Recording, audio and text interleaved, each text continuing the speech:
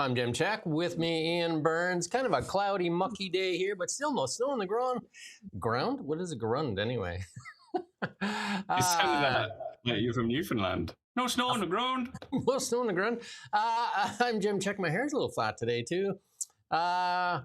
With me, Ian Burns, all the way out there in the nation's capital. We got a really big show. I mean, we got lots. I mean, I say that in honor of Ed Sullivan there in a really big show.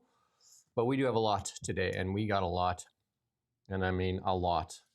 Carney scraps EV mandate, but what does it mean? And you've used the old headline? Somebody's got to fix that. Green plan is destroying our economy, and yet the door is opening wide for China at what cost? Jamil goes to Washington, and I'm going to get her name right. You can correct me here. What's her name? El-Jabawi? I'm going to say El-Gawabi. El-Gawabi out. Office closed. A good start. Weeding through the list of corruption, fraud, and abuse. Big section on that. Champagne can answer or won't answer, clearly.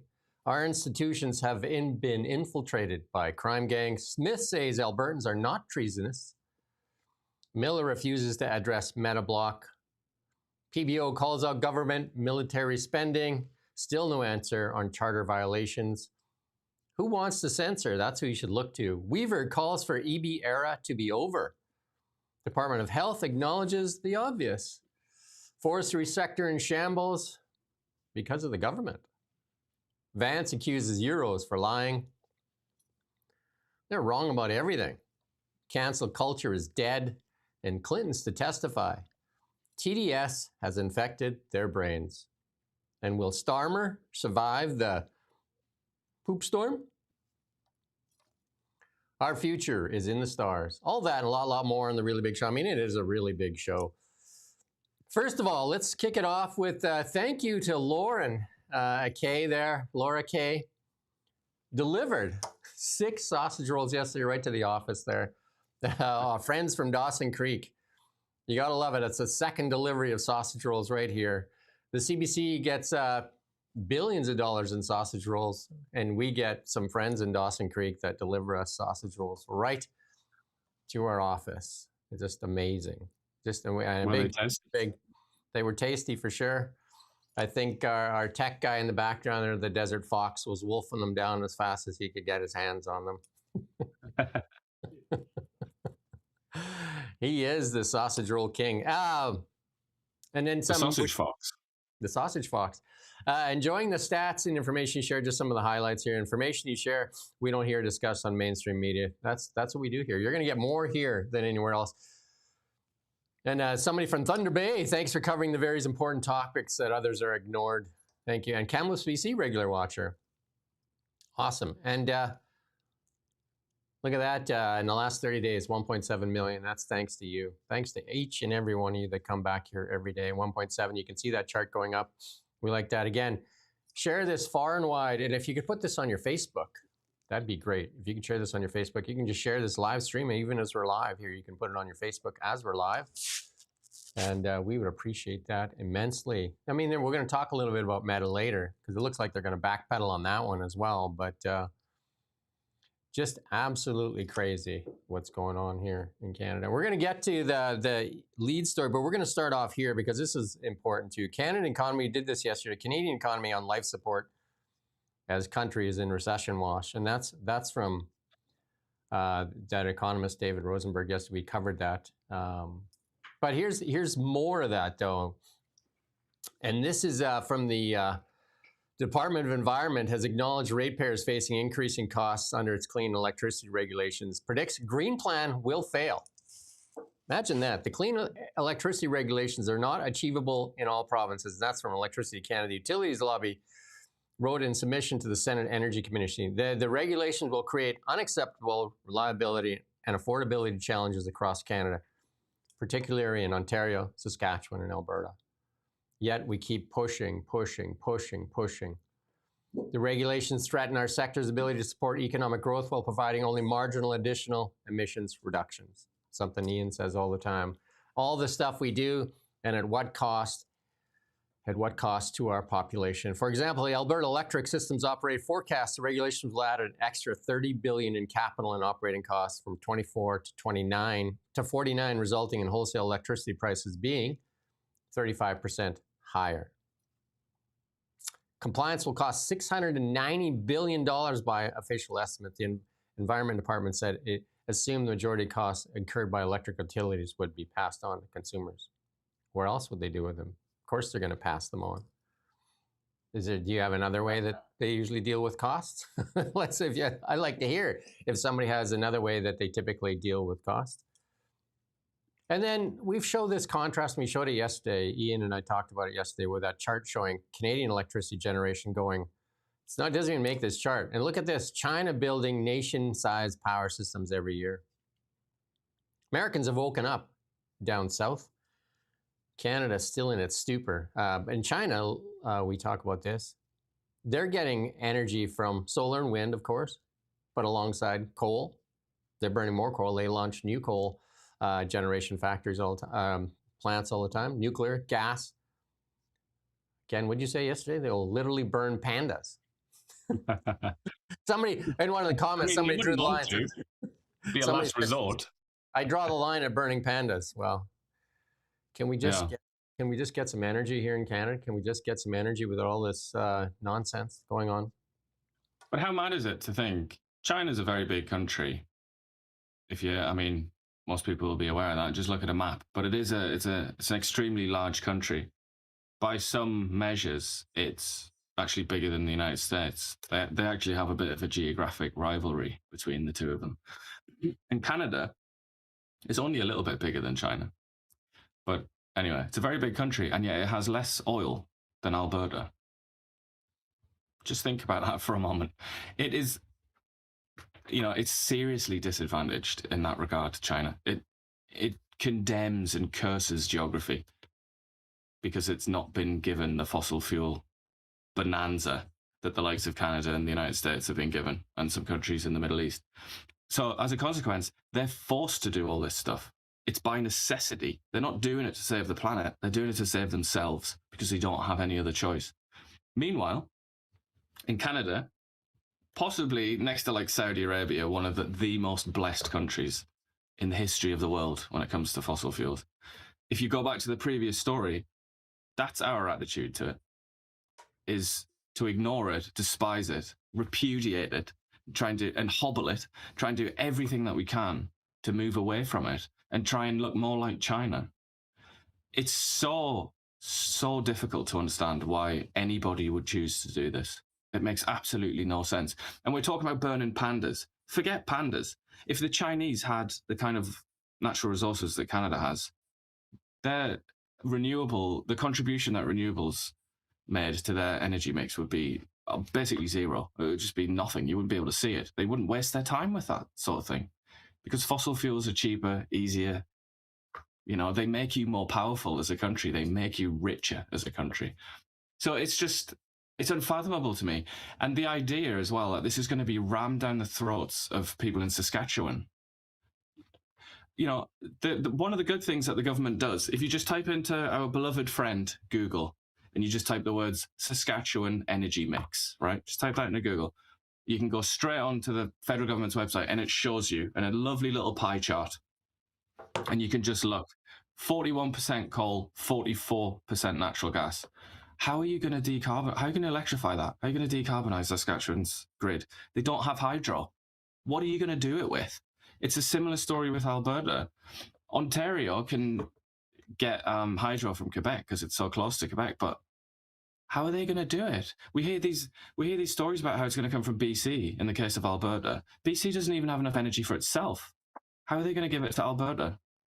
It's almost like I'm almost persuaded to say that the people that push this kind of thing haven't thought about it, even for 10 minutes.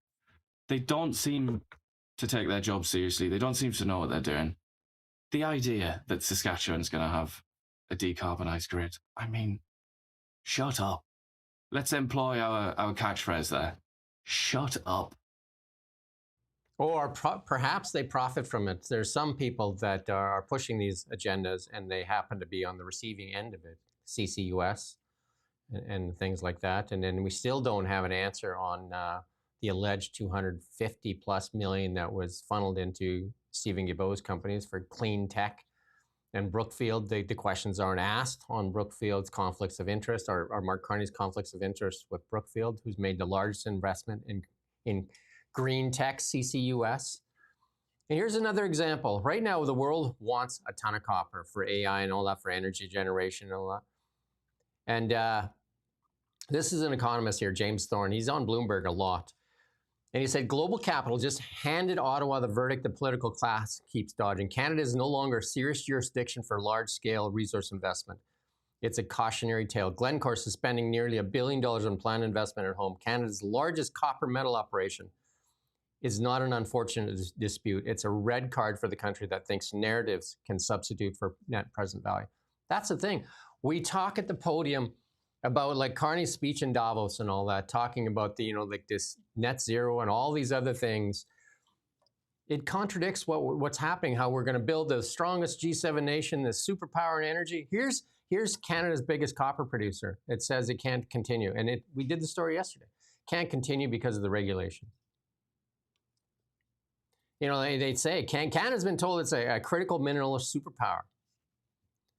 But it's just like wrapped in federal and provincial regimes, wrapped in every project and layers of regulatory ambiguity, shifting targets, and performative climate posturing.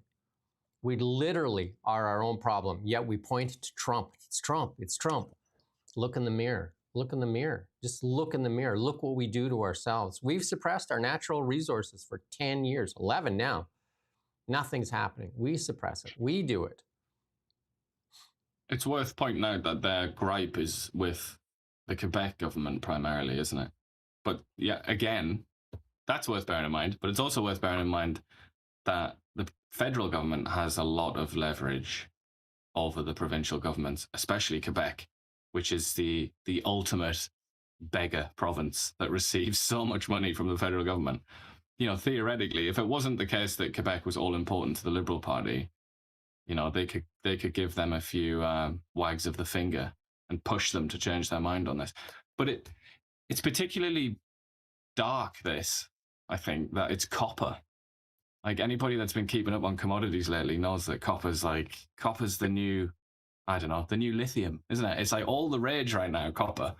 And you have David Eby even talking about copper and how grey copper is, and BC's is like, he talks about BC's influence in the copper markets. I mean, this is just devastating, isn't it? It's so sad. And it's all being done, one presumes that it's being allowed to occur to appease Quebec. Again, that magic population of people that lives in the province of Quebec. Vladimir Putin refers to something called the golden billion. When he says that, because he's such an extraordinarily resentful little turd, when he talks about that, he's on about the Western countries, basically. He says this golden billion gets to just do whatever it wants while we poor little Russians have to suffer. And then he goes and he sells that story to BRICS countries and all the rest of it. I think the equivalent in Canada is whatever the population of Quebec is. What was it, like 8 million or something like that? It's like the golden 8 million. We live at their pleasure, don't we? We are alive, we breathe and we eat and we enjoy our lives here in Canada, only so long as they deem it acceptable to them in Quebec. It increasingly feels like that, doesn't it? He goes on to say, this is James Thorne, that Carney's Davos-style happy talk about fast-tracking investment and building critical mineral capacity was already straining credibility. Glencore's move rips the facade off.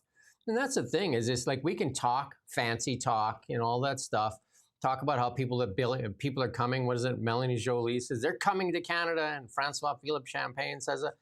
But where's the proof that they're coming? They're leaving. This is one of Canada's greats, Glencore. This is proof right here. This is, you listen to them at the podium, and CBC doesn't call it out. CBC needs to be defunded. You're going to get the truth here, but you're not getting it at CBC. They just actually act like a shield for the Liberal Party. They don't want to bring you the bad news. They just want to bring you the stuff that props up the Liberal Party. Look at this map here, But Ryan. also, This one's a tragedy. This is a serious tragedy, and it obviously needs that Mark Carney has to intervene and do something here. But another one that we've already forgotten about, which sort of bolsters your argument that we don't get to hear about the bad stuff, is the Nutrien decision to abandon Vancouver, abandon BC, and spend an enormous amount of money. I think isn't it close to like $1 billion or something in Washington State, so that they can sell potash, which is like one of Canada's most valuable resources and Saskatchewan's most valuable resources. The reason they did that is because of just how inadequate the rail system is, the transport system, how they just couldn't trust that things would run smoothly. And also the port, of course, which we were talking about yesterday, Vancouver, the Port of Vancouver, which is one of the worst ports on Earth. It's ranked one of the least efficient, the most, one of the least reliable ports in the world. These are things that they can be fixed and they should be fixed. These are like totally just own goals. This is nothing to do with, this is nothing to do with Trump or whatever. It's nothing to do with like the global economic environment or anything like that. This is just like good old fashioned, stupid, lazy leadership. Failures to lead. Weakness of leadership for the past decade that continues. Weakness of leadership. And there is no excuse for what's going on here. And it's not news out there for like CBC. I'm sure if you go to this, let's go to the CBC, because we're going to cover off some really big stories today, like absolutely big stories. And I just want to see what they're covering today. They got them. We're going to talk about the EV man. That's what they have on there. Also, look at that. Look how they're saying EV rebates. This is all about, the government's going to give you money now to buy EVs. How generous. They're not talking about the main story here, which is that they've scrapped their stupid mandate because it was never going to work. And they've introduced something else which is quite controversial, which we're going to discuss later.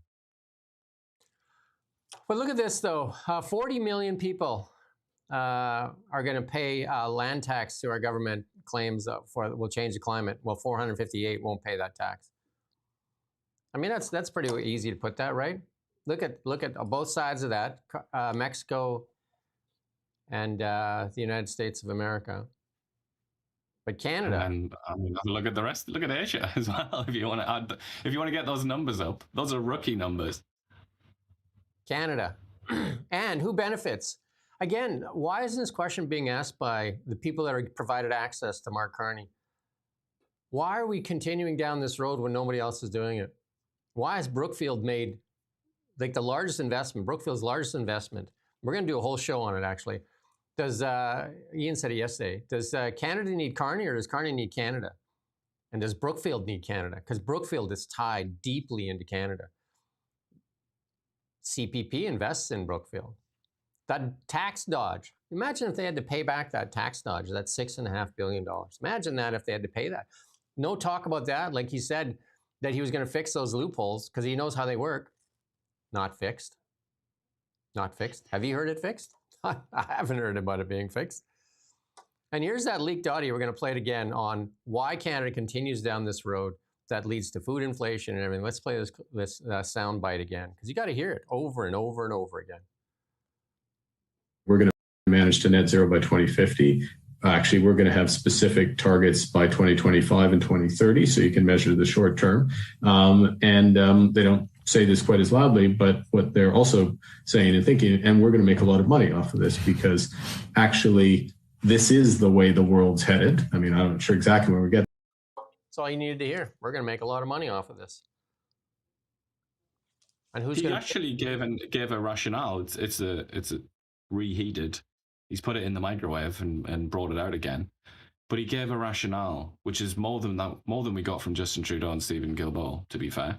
But he said low CO2 emissions and decarbonising and that kind of thing. He said, I mean, he was sort of slightly humble. It was like a forecast. He was like, it's looking increasingly likely that jobs and trade and all the rest of it are going to be tied into how low your emissions are in the future. I mean, he said that already, hasn't he? We've heard him say that, but that was his explanation for putting in these extraordinarily punitive regulations on what cars can emit, or what the fleet of a car company can emit, which he's replaced the sales mandate with.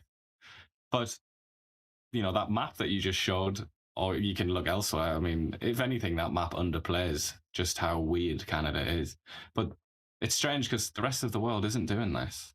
I mean, either Canada, the only option that we're left with, or two options, either Canada is the stupidest country in the history of the world for doing this when nobody else is, or it's the smartest country in the world because it's figured it out before everybody else. So I guess, choose your option.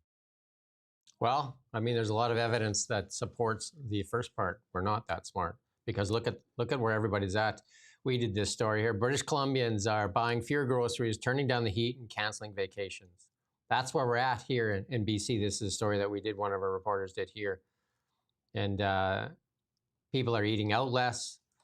That's 53%. 38% are delaying or canceling clothing or personal purchases. I mean, this is for a nation as rich as us. Remember when that Polish ambassador laughed at Canada that we literally sell our LNG to the United States, and the United States marks it up because we said there was no business case for it.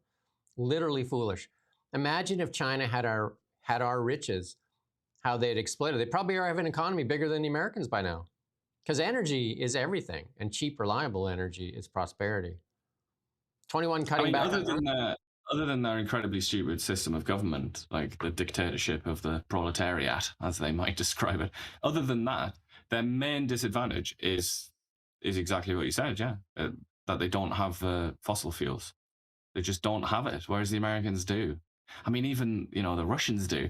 But we've talked about this before, but it's one of the reasons, or one of the things they have in common, let's say, with the Japanese Empire, which was similarly restricted, didn't have access to oil, and it kind of...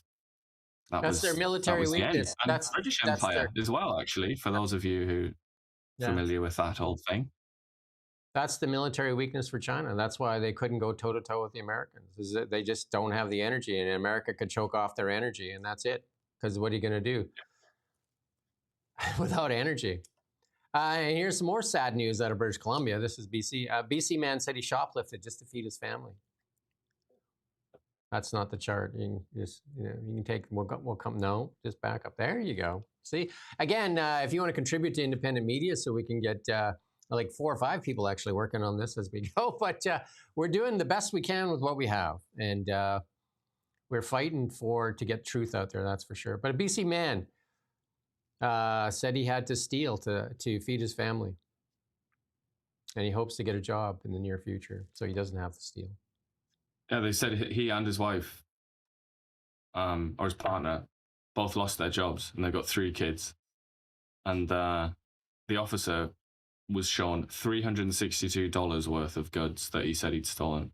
So that's, what's that? A few bags of cucumbers, maybe a couple of lettuces, and some beef probably would add up to that, wouldn't it, these days? Canada's broken. Like, it's like the dream of Canada is broken, and pretending that it isn't helping. The people that scream here, usually the elites are the ones screaming, the ones that are actually living off the government, that scream everything's fine for them. And here's more bad news. Half of all Canadians either have no family doctor or struggle to get an appointment. We've talked about this over and over again. Free healthcare they brag about. They actually advertise it. Our government still advertises out in the world, come to Canada for free healthcare, and trying to lure immigrants here. That was terrible. It's not much free if you can't access it. We've done stories. We've done stories of people dying, literally dying in waiting rooms. We just one recently. It's absolutely disheartening. I've had to talk to a few people and say, you got to go to Mexico. You got to go somewhere else because you can't afford to wait for a test. Even the BC government is sending cancer patients to the United States for treatment. What does that tell you? What does that tell you about the state of our medical system here and the immigration policy that the government set? And Mark Miller said at the time when he was immigration minister that if you question that, you were a racist. That stuff doesn't work anymore. Do not let them call you names and shame you into silence.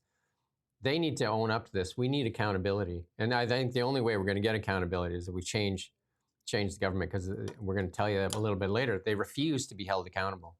They absolutely refuse to be held accountable. But look at here's where the screamers live. Look at this chart here. Private sector versus public sector growth. That's that year again, isn't it? Our lovely friend 2015. Imagine But it that. really, I mean, as you can see, COVID was the. We saw this in real life, didn't we? We saw this in real time. Yeah. When COVID hit, it was just like, all right, everybody's going to work for the government. Come on. Yeah. Yeah. The public sector grew by 27% and the private sector grew by 13%, even as immigration like flew off the charts here in Canada. And we did this story yesterday, but I just want to add to this. Youth unemployment is so bad it risks impacting lifetime earnings for post-secondary students who can't find work. And that's from the PBO's office themselves. These aren't numbers that me and I just make up, like some people accuse of, well, you guys just making up stuff. I'm not making this stuff up. This is stuff. You know, unemployment rates for Canadians aged 15 to 24 range as high as 13.6% in New Brunswick, 14.5% in Alberta, 15% in Saskatchewan, 15.6% in Ontario, 19.1% in Newfoundland and Labrador. That's a broken nation. That's a broken nation, no matter how you slice it. And meanwhile, at the same time, the government, who's doing all the hiring, said they're supposed to put Canadians first, youth first. Records show they hired more than 800 foreign students a year while lamenting high jobless rates for Canadian students. Yeah. We should say as well, people probably already know this, but I feel the need to say it anyway, because it says this is people aged 15 to 24. And that's where you get that 19% unemployment in Newfoundland and Labrador. A lot of people might look at that and say, yeah, well, loads of like teenagers, they're busy doing other things. You know, they don't want to work. This is just people in that age bracket who have officially registered as looking for a job. They want to work. So it's not the rest of them that aren't doing that. This is just the ones that want to work. That's what makes it really shocking, because these are the kind of statistics that, you know, I became familiar seeing these kinds of statistics in Southern Europe after the Eurozone crisis, when Southern Europe, like Spain and Italy and Greece, their economies were effectively broken. They were in the dust. They were really hopeless. There was a lot of despair in those countries. And these are the kinds of youth unemployment figures that I used to be greeted with when I would read the Financial Times and things like that. And now it's happening here. It's happening in Canada. And it's kind of, what's strange as well is a lot of those young people, Spaniards and whatnot, and Greeks, they would go to Britain and places like Britain because it was still in the European Union. They'd go there to get work. Canadians don't have that luxury, but also I just find it interesting that the governor of the Bank of England at that time was none other than our Prime Minister, Mark Carney. It's just, almost certainly he's aware of this and knows what a red flashing light this is. But yeah, I don't know what is being done about it. I mean, they roll out the odd scheme now and then worth like $150 million or something, which will give like 20 kids a job or something, and pretend that that's enough. Well, the labor minister, Patty Hajdu, they defended their 8-week target program. So they give jobs out in the summer jobs for 8 weeks, and then they do 2 8-week things. You know what I mean? So they kind of like hook their own books on this, right? And they defend that. And the jobless rates for Canadian students increased after Cabinet issued a 2023 order allowing over a million foreign students unlimited access to the domestic workforce. They allowed 1 million foreign students unlimited access to domestic workforce. And guess what? Those people did better than the Canadians, because they got 81% of them got a job. Amazing. Absolutely amazing. And all this going on, people stealing from grocery stores, people can't get doctors, jobs, economy sucks, all kinds of things. And we said this to you yesterday. And how much has the federal government accomplished this year? Got a pipeline? We don't even have an answer on a pipeline. Never mind getting one built. The Prime Minister awarded bonuses, 28,000 on average bonuses, executive bonuses, government-wide, totaled $146 million. Well, Canadians, and I wanted to get the clip, well, Mark Carney said Canadians are going to be asked to make sacrifices. Well, not if you work for the federal government. Yeah, not those Canadians, not the special Canadians. It's just crazy. It's just absolutely crazy. And then, you know, like, and will CBC cover this? Have they covered this bonus thing? Well, Canadians have been asked. asked to make sacrifices. People stealing because they can't even feed their families. Meanwhile, in Ottawa, it's raining money. You know, some of the interestingly, Canadian Press, the agency that they all sign up to, so they have access to those articles. They did do this story, and that means that CBC had access to it and will have seen it on the feed, and could have, if they chose to, they could have put it on their website. And yet, I cannot see it. They do use CP stories. You do see Canadian Press stories from time to time on CBC. I'm not seeing it. So it looks like they've not just have they not sort of found this story and not heard about it, they've seen it and said, nah, no thank you. Well, this was our lead headline story. The EV mandate. The EV mandate that Ian and I have talked about almost a year now. So they need to scrap the EV mandate. They need to scrap it. I know Chrystia Freeland was a big-time friend of the show. She used to listen. She wouldn't listen to that, though. And again, with Renee Merrifield, we said this EV mandate has to go. And I drive an EV. I like EVs. But the EV mandate, we said, was going to cripple the auto sector. And the CEO said it. I mean, everybody said it, except for the Liberals. They wouldn't admit to it. And we said it over and over. You want to save the auto sector, you must kill the EV mandate. You must kill the EV mandate. It took a year to come around to this decision. A year. Just watch our show for a little bit. You got to get there a lot faster. And you got to kill CCUS. You got to kill the industrial carbon tax. Like that's the next one that needs to fall. The industrial carbon tax and CCUS needs to go away.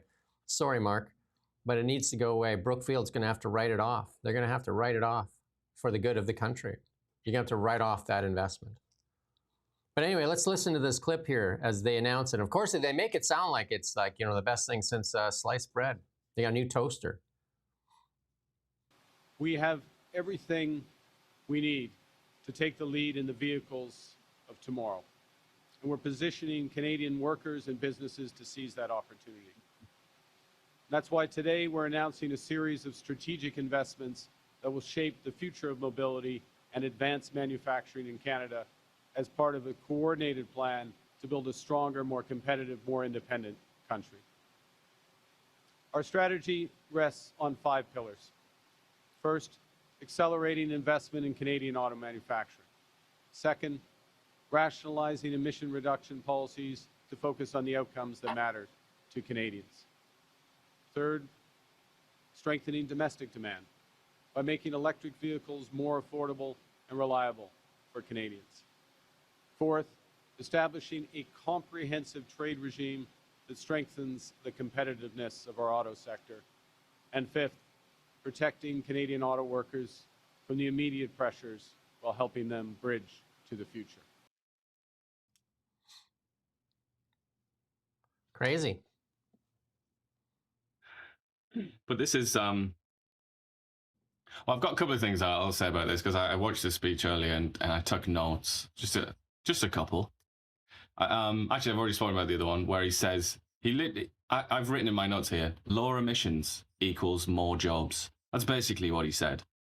You know, you can make your own assessment of that. You can decide whether that makes sense to you. Because I must say, again, I have this advantage of being a time traveler because I grew up in Britain, where I heard this relentlessly from about the year 2010 or so, relentlessly told that Britain is going to win all these excellent jobs because it's going to be ahead of the curve on renewables and net zero and things like that. You can easily look back at speeches where they made this promise, and then you can also now look at Britain's economic performance if you want, and how many jobs actually did materialize. So I do wonder, having, as I say, come from the future, it didn't happen in the timeline that I'm from. So I don't know. I mean, I'm very skeptical. But the other note that I've put here is he referred to the auto industry as so definite article there, the core pillar of Canada's economy. That's not true, as he knows, because he's an economist, and as everybody else knows, if they've ever used Google or ever looked at an economics chart. The core pillar of Canada's economy is the Alberta oil sands. Everybody knows that, surely. At this late hour of the day, we know that, don't we? That is the core of Canada's economy. I mean, services, you could say, services are the biggest chunk, but that's like services. I mean, that's a distraction, really. In terms of what really generates money and jobs and income, it's the oil industry. So that's quite interesting, for starters, that he said that. Just ignored a basic economic reality. But the other thing, you know, sort of flying by the seat of his pants a bit, as he often does, Mark Carney. He looked over his shoulder and he was like asking somebody about the new regulations that they're going to put in place for how much carbon your fleet of cars on average will emit in grams per mile. I don't know why he's talking about miles, because Canada doesn't do miles anymore. It does kilometers these days, but whatever. I guess that's the British English. But he said, we're going to go from 172 grams per mile to 74 grams per mile, which is a 57% reduction. I mean, that is obviously profound, isn't it? That is such a huge reduction. And this is by 2035. So that, in effect, what that means is these companies are not going to be able to sell ICE cars. They're not going to be able to sell gas or diesel cars, because that would bring the average up too high. They're only going to be able to sell them as like a luxury offering, like maybe 5 or 10% of their overall production, or they're going to be forced to buy the credits, because they're also introducing a credit system. So it gets to be this, you know, the federal government gets to be the referee with all these credits, and there'll be all kinds of sneaky business going on there, I'm sure, with credits, and possibly involving our beloved Chinese Communist Party. But it's a bit of sort of sleight of hand. It's a bit of trickery, I think, where they've got rid of the sales mandate, but they've in effect kind of they've achieved the same thing anyway. They've achieved the same end, just through a different artificial system. It's a shell game. They're just like, oh, not like this, more like this. And it's the same thing with when they removed the carbon tax here in Canada. Carbon tax is gone. We're going to increase the industrial carbon tax, but it's, you know, it's not the same thing. It doesn't add to that. And then there's CCUS, but I mean, that's a different thing, right? You know, don't worry about it. He also mentioned that as well. He said, we're not only getting better at certain industries, we're creating an entirely new industry of carbon capture. Industry? What do you want about industry? Tax scheme. That's not an industry. Tax scheme. One of the best tax schemes ever, by the way, though. I've got to give him credit for that. It is probably one of the most lucrative tax schemes ever, because it allows the taxation to actually go to private companies like Brookfield. So the deal is they get to socialize the risk and privatize the profits. So they'll get 75% of these super credits. These private companies like Brookfield, who one of them, will come in, and whatever they invest, they'll get 75 cents back from you, the taxpayer. You're going to pay it. So every dollar they invest, you're going to give them back 75 cents. So their risk is 25%. And then they're going to have the ability to tax the energy companies directly. Not even a form of taxation. They get to tax the energy companies, because those companies will be mandated to buy credits from companies like Brookfield. CBC, just think for a second, just think with your, you know, past the sausage rolls that are stuffed in your face, and just think for a second. Just put a sausage roll down and just think. Put the bucket down. Put the bucket down and just think for a second. Do you think that's a conflict of interest, that we're pushing CCUS, which nobody else is pushing, that Mark Carney benefits from, that maybe it might be a conflict of interest? Just maybe you would ask that question? Just curious. But the curiosity is not permitted in this realm, because it's to do with saving the planet, Jim. This is going to save Earth. Maybe you didn't get the memo. Apparently, the rest of the world didn't get it either, again. So this, just to give you some of the highlights in this new EV mandate that would have required automakers to produce and sell electric vehicles by 2035. That was the deal. They were going to, no new gas cars by 2035. That was the Stephen Guilbeault plan that he, you know, like got frustrated with and left there. This new plan, though, will set path to achieve a 75% EV adoption by 2035 and 90% by 2040 by focusing on greenhouse gas emissions, so automakers can still produce internal combustion engines as long as their overall emissions fall. Again, you know, like, again, who knows what the heck that's supposed to mean? The government also set aside $2.3 billion to bring back consumer incentives for EV purchases, $1 billion for charging infrastructure. I'm going to save you $1 billion right here, right now. You ready? Pick up the phone, beg forgiveness for Tesla. They'll build their own supercharger system. They won't ask for any money. They'll just build their own. They have the best system in the world. Why do we need to pay it? Because you know what? You know what systems don't work? Because I know a lot of people that drive EVs and they drive the other ones. The other ones don't work. They're garbage. They're literally garbage. You have to use credit cards. They don't work. They're horrible.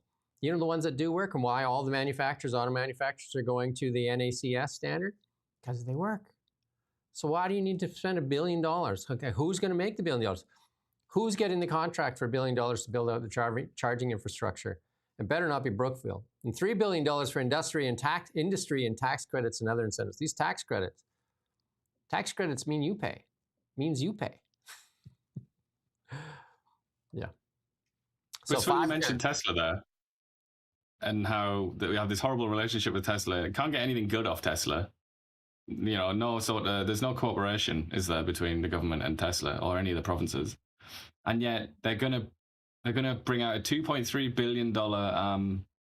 They're gonna reinstate anyway the incentive, the $5,000. So if you buy an EV that sells for less than $50,000, the federal government will pay $5,000 of that. So basically, up to sort of 10% of the cost of the car, and that's going to cost us, the taxpayer, $2.3 billion. Tesla is by far and away the world leader in EVs, or at least in Canada and the US and the West in general. So that means that a huge chunk of that money is just going to go to Tesla. So they're just going to get that money. There'll be no cooperation. They'll probably resent it like Chrystia Freeland did last time, where she was saying she was going to investigate because she thought Tesla had been that they'd manipulated the system because the money ran out, didn't it? And Tesla had filed loads, because they're quite smart at Tesla. If you go on Tesla's website now, you'll see that the Model Y, their best-selling car, the price now is $49,990. Lo and behold, so now they're gonna get this. They're going to get this credit. But Tesla's quite smart, so they filed all of their claims, and then they were accused of bankrupting the pot, weren't they? It's like, well, they took them to court. They actually took them to court and they lost. And they have this market dominated. The EV market in Canada belongs to them. There is no second place. You can't see second place without a telescope, right? It's just crazy. And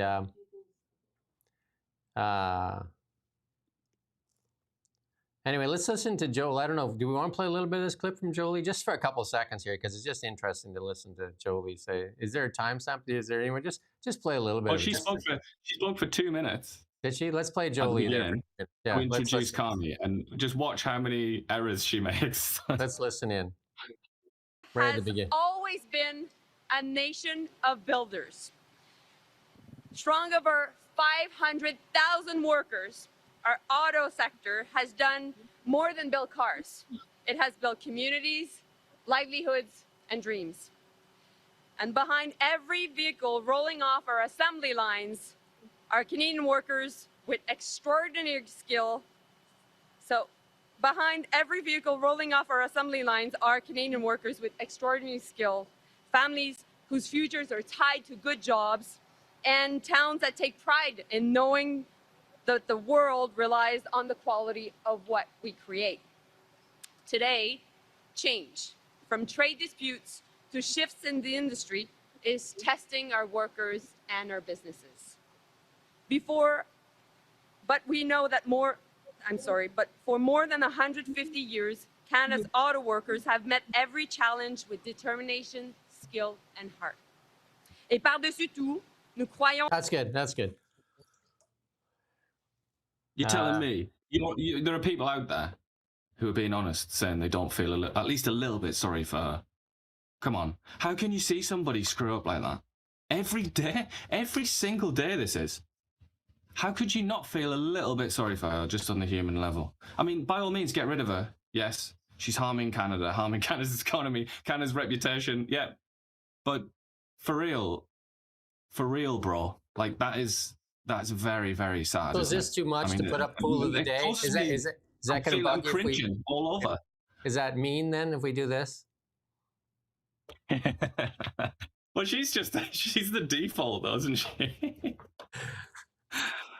Lots of people not feeling sorry for her. I mean, she can't maybe even I'll read from a piece of paper. in persuading people at some point to feel a little bit bad for her. So the people standing behind her, do you trust what she says? Like after a year of this EV mandate, your job on the line, the job that you pay your mortgage with, the job that you pay for your car payments, the job that you feed your children with, do you trust these people? After a year of just nonsense, absolute nonsense, and they've just really come out and just rejigged it. So they've just kind of they moved kind of like the nuts around there, and it's the same, really the same crap. And I don't know, like, I mean, you have to be more gullible than me if you believe them, because we've been saying it for a year, scrap the EV mandate. Like, scrap it, completely scrap it. But it's not scrap. It's like Bill C-49 and C-69, 48 and 69. Instead of scrapping them, which is what they need to do, they're just like, oh, no, we're going to put Bill C-5 over top of those two. So then, you know, nobody can tell. Just like, just keep... C-18 would be another one as well. That needs We're going to talk about C-18 in a bit here, too. But we got a little clip here from Mark Carney. I mean, they're kind of pointless clips, but we'll play it here anyway. Good morning, Prime Minister. Barbara with iPolitics. Premier Ford is not here with you today. Does that mean that he doesn't support this strategy? The Premier will speak for himself. We've been spending a lot of quality time together, the Premier and I, recently, whether it's at lunch or discussions at his home on a number of issues, including very much this issue in preparation for today's announcement. We spoke at length yesterday, the Premier and I. We saw each other the day before. A lot of time for the Premier, but you know, there's only so much time I want to spend with the Premier of Ontario. No, just kidding. Good. That's good. I can't spend that much time listening to you, because like everything's a joke. Those people, I don't know who those people are standing behind them, how they picked those people out or whatever they did, and how painful it is for them. It is painful. It's painful for us. 500,000 jobs rely on this new EV mandate instead of making a deal with the Americans, because they need to make a deal with Jim Farley and Mary Barra. They need to make deals with them. They need to make a deal. Like, you can come around and play all these stupid things, and why isn't Ford there? Why doesn't Ford like it? Because, you know, I think if it was a great deal, Ford loves the camera. Flip-flop Ford. Well, yeah, I think he might have realized how punitive the CO2 regulations are going to be, and he's going to get it in the neck, isn't he, from all the auto people? I'm sure that's because, you know, I said, I think you said as well, didn't you, like last week, that the pizza party, was the pizza party last week? I think it was. Anyway, when all of a sudden Doug Ford went from fire-breathing dragon to Carney's best friend, just like that. When that happened, we were saying he's obviously been told by Mark Carney that the EV mandate's going to die. And lo and behold, here we are. He must have been. He was told. He has to have been told that. But he probably, my guess anyway, is that he probably wasn't told what was going to replace it. And or maybe he was told in a vague way, oh, we're just going to put in these new clean emissions thing for cars. Like, you know, it's no big deal, Dougie lad, eat your pizza, all is well. And I feel like, so he was delighted, and then all of a sudden Carney was his best friend. But I feel like maybe in the last sort of 48 hours or something, he's been given the actual details. And he's like, okay, this is not actually very good. But I just wanted to say as well, you were talking about why did it take him so long to figure this out? I mean, how many different policies can that be said for or about? I mean, why is it, and I've said this a lot of times, you've said it a lot of times, why is it that I could walk outside now, walk down the street, I'd see a person there, I could go and speak to that man there, a completely random man, and ask him some questions about economics, and he would probably be closer to the right answer, and the answer that the Liberals eventually come to, than the Liberals themselves. He reacts faster. Why is that? Seriously, why is that? I'm not just sort of making a stupid point here. This is not like a rhetorical point. Why is that the case? why are these people so slow? Why do they make such stupid decisions? And then eventually they come around to what everybody else was thinking, this random guy down the street that was thinking, and then it's all fine. And it's like, we've arrived at this conclusion. We've had a wizard's council, and this is what we've decided. It's like, why are you so late? Mark Carney became Prime Minister on the 14th of March last year. So he's coming up on his 1-year anniversary. This was already a raging issue when he became Prime Minister. Then he promised us we're going to move at speeds we didn't even think were possible. Here we are 11 months later, and he's finally figured this out. What is he doing? Seriously, what's he doing day to day? Look, on the one hand, he's clearly more astute and sensible than Justin Trudeau. But on the other hand, 11 months? 11 months to like basically take a hat off that's on fire? Why does it take him that long to do the obvious?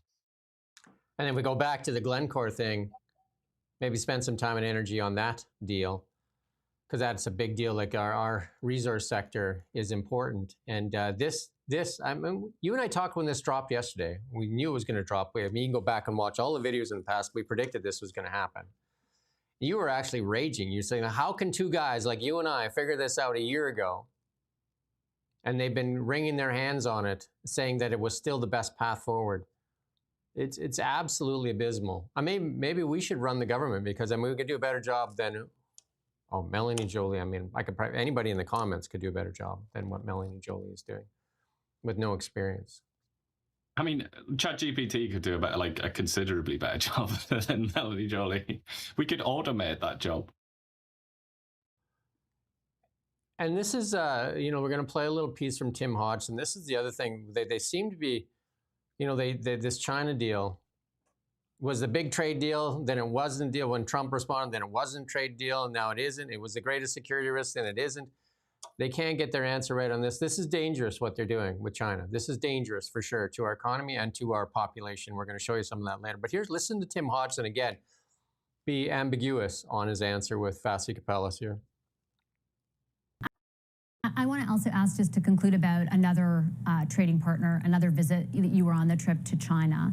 And in particular, your approach moving forward to Chinese investment or lack thereof potentially in the oil patch. I remember years ago covering the CNOOC and Nexen deal, the rules that came into place about Chinese state-owned companies and how much they could own. They could not basically have a majority stake, only under exceptional circumstances. You've signed an MOU kind of, in general terms, talking about more two-way back and forth investment.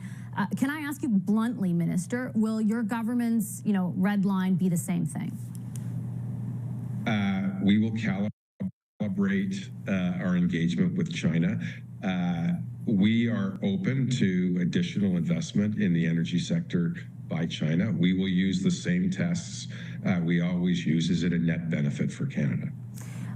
This is a little different, though, than just any kind of calibration. This is a country that 7 months ago the Prime Minister identified as the biggest security risk to Canada. I'm asking specifically about state-owned companies, investing a majority stake of companies operating in the oil patch. Are you saying that that isn't impossible under your government? There's a difference between an investment and a majority investment. First of all, I will point out that a Chinese company is a minority investor in LNG Canada 1. And it's done in an appropriate way, and it's a net benefit to Canada. We'll look at each particular situation and decide whether it's a net benefit for Canada. That's why we have the Investment Canada Act. But the rules, I take your point on the difference. The rules as established after CNOOC and Nexen were about a majority stake. And there was a very distinct red line drawn. Am I to interpret from what you're saying that you'll instead evaluate things on a case-by-case basis, despite the way that the Prime Minister characterized China just 7 months ago? We will look at every investment from every country against the Investment Canada Act, and we will accept investments that are a net benefit to Canada. Okay, I'm going to leave it on that note. There you go. Yeah. Again, it's easier to be clear, speak clearly when you're being honest. But, you know, when you're trying to work around in the weeds there, this is what kind of answers you get. You get answers. And that's why, as well, you, he's changed, hasn't he? He wasn't like that when he first got the job. He was a lot more fluent and smiley and happy and cheery, and he could put sentences together that, you know, one followed the other. Not so much now. I mean, that was just pure stonewalling. That was like he was being interviewed by, like he was in the dock, being interviewed by, you know, a hostile lawyer or something. I mean, we're going to show you some stuff later, like the Chinese influence in Canada. Again, you know, when Mark Carney was asked, why do the Chinese want you to win the election? Why are they helping you? I don't know. Let's just leave it at that. And the media, okay, sounds good to me. Sam Cooper has outlined a whole bunch of things. Why did we give $1 billion to the Chinese fair? Still not answered. Still not answered. Still, we were going to ask that question at the when we got to talk. We were only allowed one question, and we figured we'd ask it on Bill C-18, selfishly, because it was about us. Nobody. We thought for sure somebody's going to ask about the BC Ferry contract thing. Nobody. Nobody. Nobody. They were just waiting for their sausage rolls. They were waiting for their sausage rolls. They're wondering when they could get a pizza slice or a sausage roll. That's what they were waiting for. The media in Canada is compromised, crippled, compromised, and they're the ones, the shield for the Liberal government. Otherwise, they would not be in power. If we can take the shield away, we can get at them. And then once they will not stand up to sunlight. They will not stand up to sunlight. That's why they refuse interviews. That's why they refuse to even answer questions and refuse to do emails and hide vaccine files for 15 years. Well, there's just no transparency at all. And even to the extent that the actual media, the only media that Canada has, which is Blacklocks, they are absolutely despised and marginalized and persecuted by the federal government. You know, it's like, that's evidence enough. Canada has one news outlet, a single solitary source of news. It's called Blacklocks. And look at how they're treated by the federal government. You saw that they were trumpeting Stephen Harper there, getting his picture with getting his picture unveiled with Mark Carney and saying how Harper says we need to work together, which, you know, he said. But he also said that we need to stop being emotional about America, and we need to start recognizing that they're going to be our largest trading partner and always have been and will always be. They didn't get that play. You know what I mean? Like, we need to get out of the emotion and out of the weeds on that. And at what cost do these Chinese deals, again, with Mark Carney, just took a loan in 2024. Mark Carney himself took a loan from the Bank of China for Brookfield. He was the chair of Brookfield at the time. They took a loan for over $250 million for Chinese properties they had to refinance, Chinese real estate falling apart. They had to take that loan from, and he met with Xi on that loan as well. Where's the questions on, like, why are we letting China into our country? And at the detriment of what's happening in the United States. There's been threats on our getting closer with China. And then here's another one with Blanchette, how it puts their trade deal with Taiwan at risk. Listen to Blanchette here. Do you think getting closer to China to the detriment of Taiwan is a good thing? The ambassador is saying that it's too bad that it's going so well with China because there was an arrangement with Canada on the table. I speak to a lot of ambassadors. This week, I spoke to the ambassador of the UK, the United Arab Emirates, and I have rarely seen an ambassador make such a clear statement against a government. I repeat that we have nothing against trade as it existed with China, where there were security restrictions, personal data restrictions, and restrictions in terms of child labor. Now, the Prime Minister decided to open up trade even more with China, and in order not to lose that trade, he set aside last April an agreement that had already been reached and initialed with Taiwan, which is our 6th largest trading partner, which is an allied democracy and is a bastion protecting the free world from threats of China, imperialist China. So there's a lack of judgment there and a lack of consideration. Now, if we're talking about security parameters and values, China and Taiwan must respect these parameters. And so I'm asking the government to sign the paper and to restore our good relationship with Taiwan. That's good. It's good. It's good politics, isn't it? He's kicking them right in the ghoulies with that one, and it's just indefensible. One of the many policies of the Liberal government that is indefensible, especially when you think, and I don't think he said it, did he? But I mean, the obvious comparison there is Ukraine being bullied by Russia. We're not friendly with Russia, even though it might be to our advantage to be friendly with Russia. We're not, because we say it's the wrong thing to do. The right thing to do is to help Ukraine. But China, Taiwan, apparently the right thing to do is just, like everyone else has done, just jettison Taiwan, just forget about them and go and do business with the evil commies. Well, they even pulled the Liberal MPs while Carney was visiting. They pulled them out of Taiwan. Yeah. That's how subservient it was. That's how subservient it was, the Liberals to the Chinese. Somebody's asked about our merch. Nobody even talks about Tibet anymore. But no. The Chinese have like pretty much zero legitimate claim to possess Tibet. If you just read about the history, it was a relatively recent conquest of the Qing Empire. It was an empire, like the French Empire, the British Empire. It was an imperial possession. Tibet. And it was also de facto independent anyway, when the communists opportunistically jumped in there and just seized it with soldiers. That's what Tibet is. Does anybody even care about Tibet anymore? This is the thing. This is why the pronouncements of people like Mark Carney and the Liberal Party, they're just hollow. They're just completely empty because there's no consistency to it. They don't really care about these principles. They don't care about like the freedom of Ukraine versus the Russians and things like that. They're just, every decision they make is opportunistic. That there's no such thing as principles for these people. I do want to say that Idaho Man there has asked about our website. I know our merchandise. We're going to get our website. It should be up by Monday. They're working on it, so we've got a website coming up. And this show is doing extremely well. We really thank everybody that comes here. And we had the chat up to 555 there. I think that is a new record. And we're at 1.7 million views for the last 30 days. Get this out to as many people as you can. Let's get the real information out to Canada and defund the CBC and stop using your tax dollars to feed you a propaganda narrative that protects the Liberal government from accountability.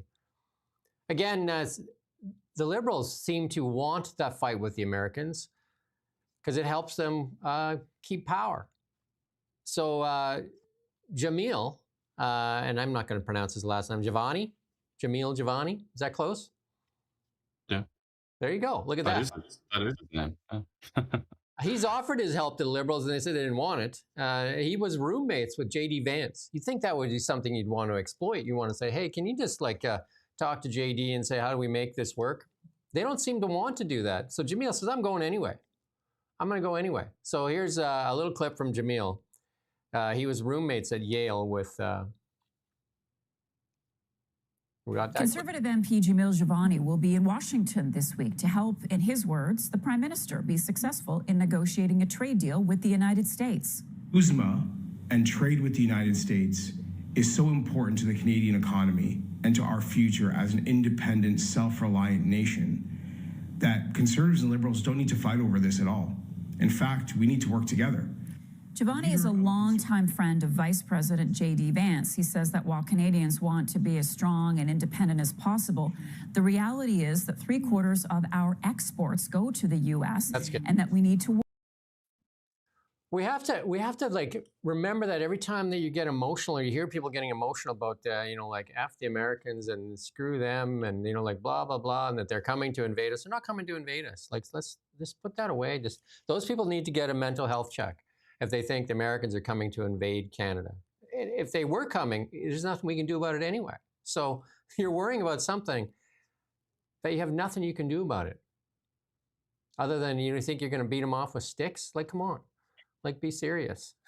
Like, they're not coming. They're not coming. They never were coming. They aren't coming. They're only coming in the minds of the Liberal Party and the CBC that want to drive fear so that you'll knee-jerk react and scream for Mark Carney to get up at the podium and instill more fear in you. Do you want a leader that instills fear in you or one that instills hope in you? Now, that's a good question for people. But here's what, the United States made deals with a whole bunch of other countries on critical minerals. Canada said they didn't want to participate in that. Listen to Anita and Anand here. And why there is no agreement coming out of this between Canada and the United States when key allies like Europe, Japan, and Mexico seem to have reached some sort of an understanding? Well, to begin, David, Canada's only signing deals that are favorable to our economic and our national security interests. We're not looking to sign sector by sector deals, and we are looking forward to the comprehensive CUSMA review. That's good. Good enough. Like she's painful. So basically, she's saying they don't even want to do a deal on anything until we get to CUSMA. So there's your job hangs on the line because of their egos and because of the fear that they can drive. Because I didn't hear anything else other than that. We're not doing any deals until. Why couldn't we do a deal on critical minerals? Maybe some of the mines would like a deal. Yeah. But it's not. We're not in those times, are we? Anita and Anand, you could say, fool of the day there too, but she's not a fool, I don't think, though. She's more of a seal. Did you remember at the UN there when she was standing up there and Mark Carney was doing that speech? She's definitely driven by ideology, 100%, like she is. When Mark Carney did that speech, when he was sticking sticks in the eye of America there, made that Palestinian speech and all these other proclamations there. She was the only one giving a standing ovation in an empty room when Mark Carney spoke there. Here's Melanie Jolie asked about Jamil's trip. People working at GM in his writing. I haven't heard once, not only denouncing what GM was doing, but also promoting the interests of the workers at GM that are facing unjustified and unjustifiable tariffs by the American administration. And he should be. Isn't unjustified and unjustifiable almost the same thing? Why does she keep repeating that phrase? Is it a phrase that they wrote down? Quite the same thing. What's that? But it is sort of, they're not quite the same word. And it's possible to justify saying both of them maybe once. But she's said that little phrase now. Over and She's over said and it over. like dozens of times, to the extent that it really is sort of a tautology at that point, because she's not making any kind of subtle point. She just knows that they're two different words, so she's going to use them together. It almost sounds like vaguely eloquent and smart, doesn't it? Like unjustified and unjustifiable. People are like, oh, right. So the okay, that's quite neat and clever. What are you, a poet, Melanie? But the effect disappears when you do it like literally every day. I mean, then it's just filler, it's just like it's like a cliche that she's memorized. It's also cancel culture stuff, like you didn't denounce. And they're still living in 2020. And we're going to show you some of the stuff where people have moved on. Like, it's over. Like, they can forget about it. I was going to play this clip from Pierre, but he says the same thing, that conservatives are going to work, towards getting a deal. Shouldn't we work towards getting a deal? Jobs are on the line. Our economy, like, people are stealing groceries because they can't afford groceries. Like, it's bad. Like, I mean, sure, the elites that are living off the government, that got their bonuses. Great for you. Great for you. Again, if we were prime minister, no bonuses for anybody until the budget's balanced and there's not record lineups at food banks. There's record lineups at food banks right now, and you're giving out bonuses to the privileged few. And I would say put 100% of people who claim asylum, most food banks, most sort of physical manifestations of liberal misrule, like physically put the infrastructure in Rockcliffe Park in Ottawa, which is where they all live. which if anyone in the comments has ever been there, or, you know, if anybody's visiting Ottawa, I advise you to go there and have a look at that place. Look where they live. Look at the world that they inhabit. It's not like our world. It's completely different. So yeah, they should have to wake up every day and see what it is that they've done, you know. They should have, and also they shouldn't be permitted to fly all over the place. That would be another thing if they're going to be so obsessed with emissions and things like that. But this video, it's a shame. Well, we shouldn't watch it because, I mean, most people have probably seen it, but it's quite funny when the Liberal ministers turn up and he's giggling with them. He's, you know, he's backed himself into a corner a little bit, Poilievre. He's almost stopped being an opposition leader. He's I think because he's looked at the polls, and the polls have suggested that, like, Canadians want him to work with Carney or something like that. And he's trying to look like he's not confrontational and that he's, like, constructive and sensible and patriotic and that kind of malarkey. But I feel like he's running the risk of making himself invisible and irrelevant if he's just going to enable Carney. I would, you know, he's already kind of... Poilievre, in many ways, is almost like the policymaker of this government, isn't he? He's like the lead policy architect of this government because all of his ideas have just been stolen.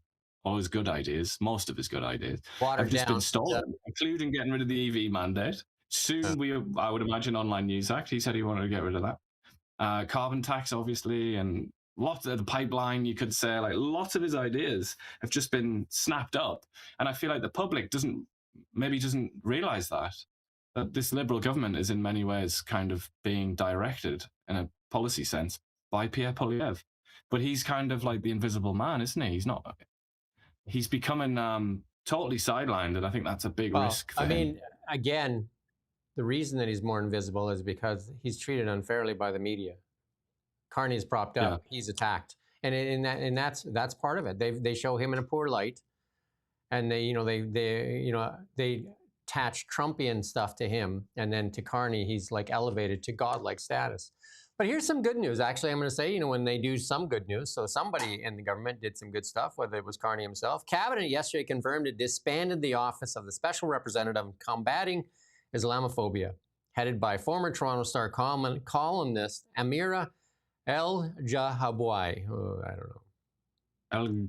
El-Gawabi, I would say. El-Gawabi. Because usually the GH is not, it's not a soft G. It's usually a hard G. It followed disclosures. She lobbied to install Muslim prayer rooms in federal buildings and advocated for employees speaking out on Palestinian issues. Heritage Minister Mark Miller said the closure was not an austerity measure. This isn't cost saving, he said. She had a year remaining in her contract. She was appointed in 2023 at close to $200K with 5 staff and a $5.4 million budget. $5.4 million for more virtue signaling and identity politics. Thank you very much, Justin. Thank you very much. Combat Islamophobia. Thank you very much. Islamophobia itself being a term that was popularized by Islamists, that is to say, theocrats. And they popularized it because they wanted to use it as a shield so that they could spread their filthy doctrine and not be criticized. Access to information records show, and this is why they don't like Holly Dona Blacklocks. This is one of her stories. Access to information showed that she also secretly paid $80,000 for a pro-Palestinian research at York University despite public denial. Well, again, why would you tell the truth? This is a report our office contributed towards to help provide Canadians with an understanding of the climate impacting our communities since October 7th. And that's from the York's Islamophobia Research Hub. Propaganda paid for by you, the taxpayer. Happy now? Delighted. Happy now? And here's another one. Like, while you're at it with the scalpel or the knife, can we close Dr. Noma Meener's office as well, too? She had 21 staff. 21 staff. She makes $393,000 before bonuses and expenses for looking out the window, not even finding UFOs. She says she can't find them now because there's too many drones. You can't even make this stuff up. You can't even make this stuff up. We're paying her $393,000 a year. And, in committee, we played it a while back, a few shows back, we played it. They asked her what she did. She couldn't even answer the question. Her only answer was, other countries have departments like mine. Okay. Okay.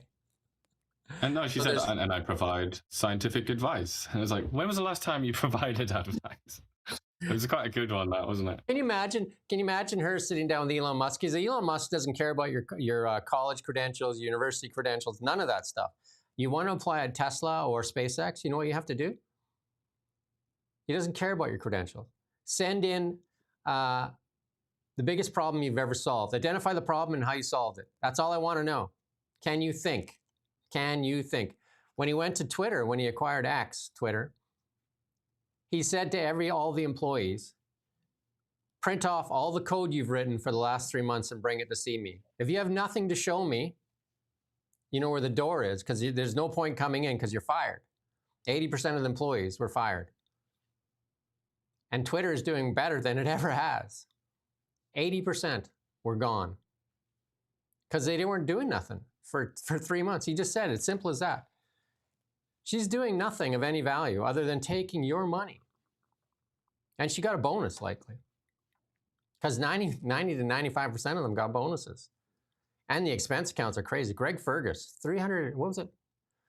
Was it 273,000 Greg Fergus spent in 1 year on trips? Had enough? Just imagine for a second, this is all quite abstract, isn't it? Just talking about numbers. But imagine what her life is like. Just think about it. All that money coming in. Like we've said before, Jolie, 21 employees. Like $15,000 or something every 2 weeks lands in her bank account. I mean, it might even be more than that. I don't know if I've done that. And all right. the trips she goes on, treated like a royalty. In her bank account every 2 weeks. She gets all her expenses paid, treated like royalty, driving around like the alien. Like she's Canada's Mulder? Scully? Well, they weren't, like, famously in the TV show, they weren't exactly living the high life, were they? They had pretty squalid lives, those two. How dare any? She'll just have such a great time. I bet she's never had to walk past the beef in the grocery store. You know what? We should get Greta Thunberg in here. She could be one of our co-hosts. She could say, how dare you take a bonus during this time? How dare you take a bonus? Because they shouldn't. Give it back. Give back your bonuses. That's what people should write in. Give back the bonuses. Give them back. Indigenous, here's another one from Holly Nolan Black. Indigenous Services Minister Mandy Go-Masty's department has struck nearly 2,000 contractors from its list of accredited Indigenous suppliers. It follows complaints that companies falsely claim First Nations, Métis, and Inuit ownership to land millions in contracts. Yeah, because you didn't have to prove it. You could just say you were. There was an actual MP that claimed he had Indigenous background to gain contracts. Yeah, Randy Boissonneau. The delisted suppliers, listen to this, this grift. The delisted suppliers had been awarded a combined total of $38,731,919. Your money for identity politics. And they took advantage of it.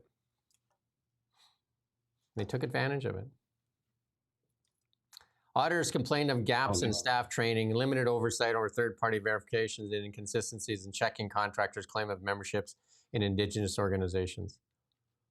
ArriveCam, remember that one? Was it supposed to be like 100 grand or 200 grand, and it's like $64 million, and none of that money coming back. Well, I think 180,000 or something's coming back. Randy Boissonneau, I don't know, Randy. Oh, this we're going to put this up right now. Fool of the Day, always in contention. But it should be insufferable Fool of the Day for him. But listen to Francois Philippe Champagne, the finance minister in question here, in committee here. I'm just going to interrupt you because I've got no time, and you're not really answering the questions with numbers. If prices rise by 43% after government intervention, what would failure have looked like? Is it 50%? Is it 60%? Like, what are the benchmarks in your department that says lower prices need to be this much, or stability needs to be this, if everything is going up and we are the leader in the G7 on grocery inflation? Well, I would challenge you with the data on that. If you look since 2019, you'd see that the data does not support your statement. I'm looking since you yourself said that you would stabilize prices. I'm just looking because I happen to look at the G7 numbers because we do benchmark with our G7 peers. And if you look at Canada, I'm happy to share the chart with you. But that doesn't what makes a difference for Canadians. What makes a difference for Canadians tonight? Wait a second. Grocery prices don't make a difference for Canadians? I would say what makes a difference to Canadians is to be humble in this place. Humility should be part of our discourse. Canadians are smart. Canadians understand that you have a number of issues that goes around grocery inflation. It's not unique to Canada. They have the same thing in the United States. And what I'm saying is that they know that because you import, you have fluctuation in currency. They know about the issue of climate change. They know about issue with respect to supply chain. With all due respect, Minister, you've been in government for 10 years. Yeah, you yourself said in 2023 that you would stabilize prices, that you would lower prices. And every single price that I have named for you today on every single item has gone up and not down. You're blaming outside factors. Right now in Canada, our food inflation is twice that of the Americans. Yeah, I'm not blaming anything. I'm just telling the facts. Because when you have people watching at home, well, they understand. Well, it's convenient that the facts, it's convenient that you... Enough, like I just... That's the other side of our boy Champagne, isn't it? Like I've said in the past that he's almost a little bit likable when he's talking to the media. But when he's in these committees, he's just unforgivable, really. He's horrible. He's a very insufferable, scratchy little boy, isn't he? I mean, they gaslight you to no end, telling you that this is the best economy in the G7, this, that, and another thing. And the chart after chart that we share chart after chart after chart. Something happened in 2015. And the same people that were running the ship in 2015 are mostly all there. And Mark Carney was part of that ship too. He was the economic advisor for the past 5 years. So it's not like his hands weren't in there. The economy is what the government controls, taxation in the economy. So his paw was there, just in the background. What's changed? It's almost a year, like Ian says, what, March what? March, what's the date? March 14. March 14, it's a year. What's done in a year? And then look to the United States, where if you have TDS, you know, look there, maybe just take a shot of water first or something to cool your jets, and look at what's accomplished there in a year. It's stark contrast. We have one going one way and the other one going the other way. They're heading into a boom, and we're heading into a bust. And it shouldn't be like that. We should be piggybacking with them. Look at the charts throughout history. We tend to go together. We tend to go together. Sometimes Canada ahead. Sometimes it's so disheartening. Now we're going to play another one on Champagne, but we get the point. Like Champagne just denying everything. But this is a big story. This is absolutely huge in Canada. This is huge, and this shows you how bad the crime is. I had Macklin McCall in, former RCMP, 20-year RCMP officer, MLA now for West Kelowna and Peachland, talking about BC and about what comes through our ports. But this story dropped yesterday. 9 police officers implicated in organized crime in York. Listen, there's the chief here. Listen.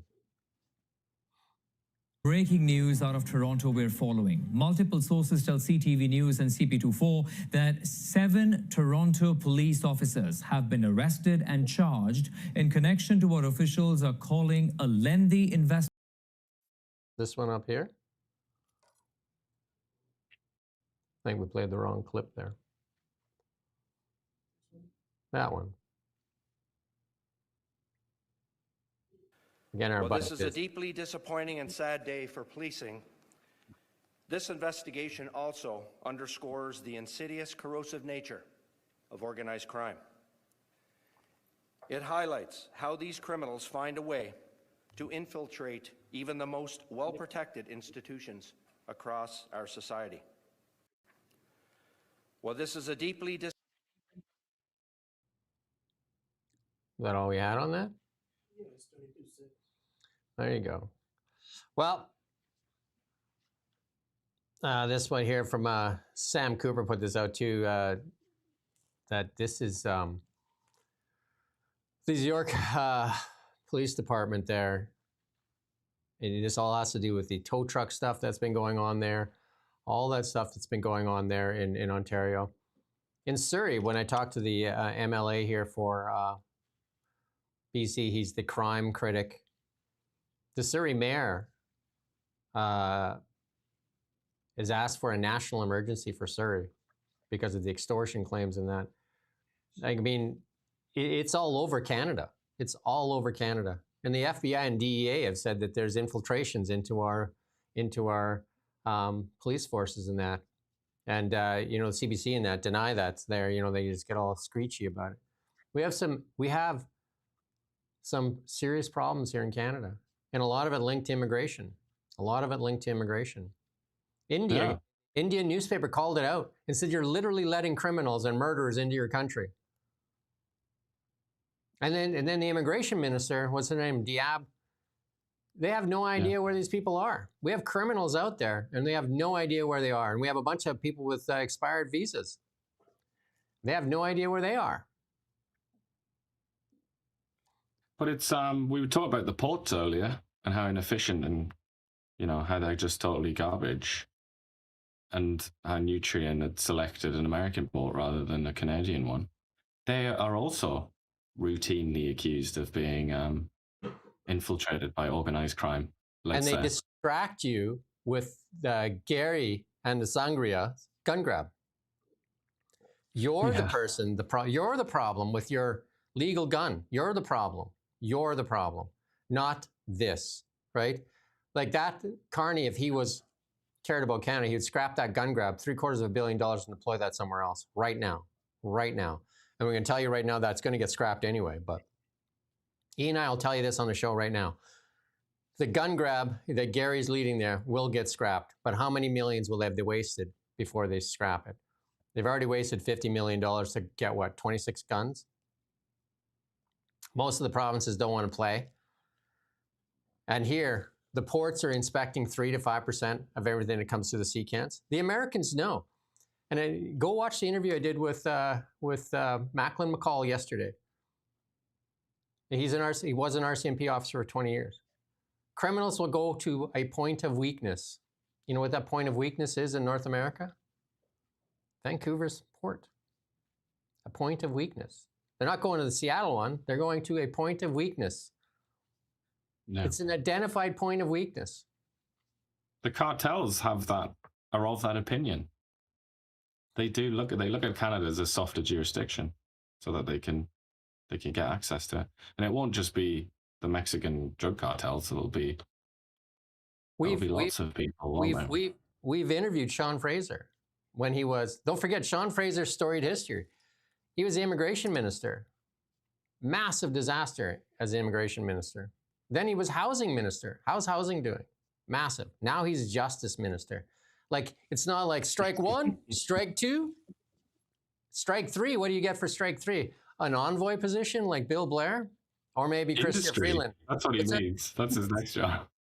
Or like Bill Blair and Chrystia Freeland, exiled for her work into Ukraine with tens of billions of dollars of Canadian taxpayer dollars with zero oversight.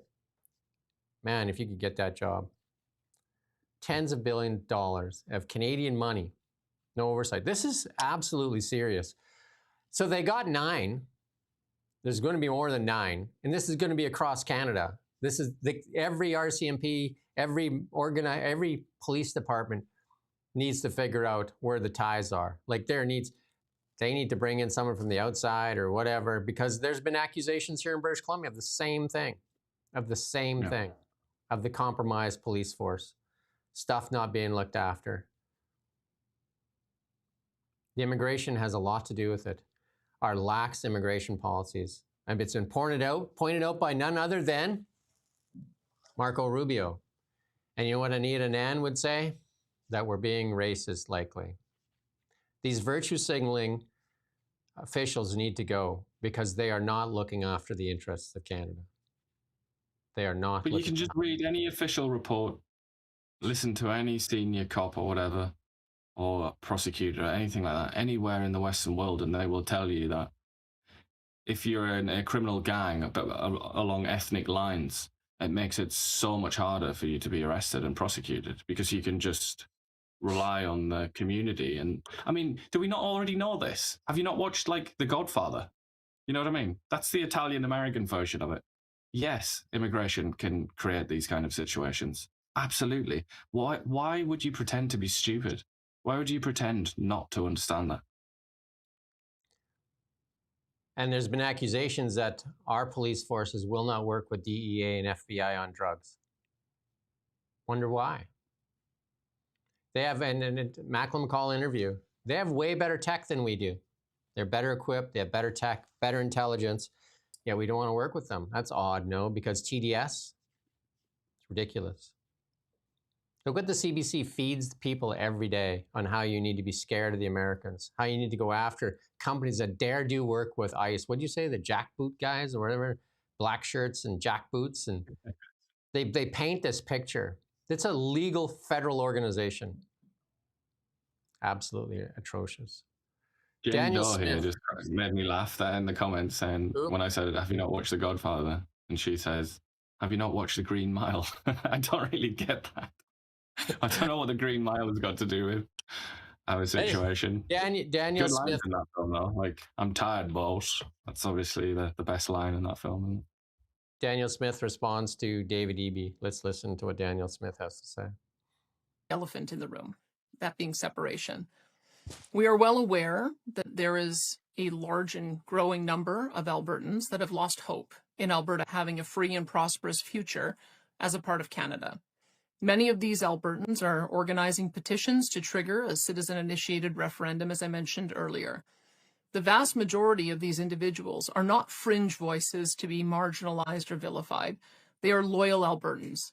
They are quite literally our friends and neighbors who've just had enough of having their livelihoods and prosperity attacked by a hostile federal government. They're frustrated, and they have every reason to be. I want to talk directly to those Albertans. There are thousands of Albertans who are so frustrated with the last 10 years of Ottawa's attacks on their friends' and families' livelihoods that they feel Alberta would be stronger and more prosperous as an independent nation. That is an understandable and justifiable feeling to have, even if we disagree on what to do about it. These Albertans are not traitors, nor should they ever be treated as such. They just love their province and family and want a better future than the one Ottawa is offering them right now.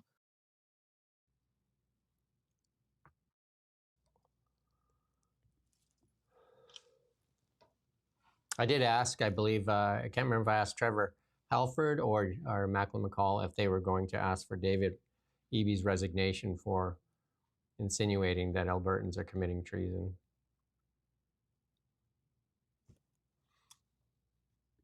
Quite an extraordinary claim to make, wasn't it? That?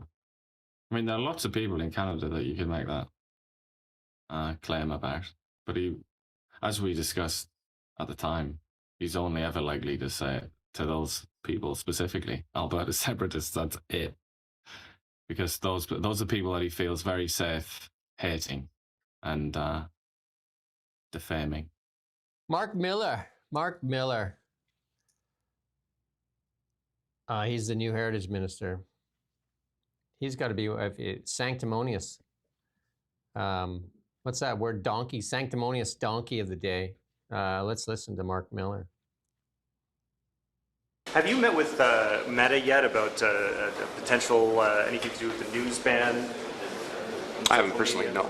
No? Has your office reached out to them? Maybe I'm not going to discuss about ongoing discussions with platforms.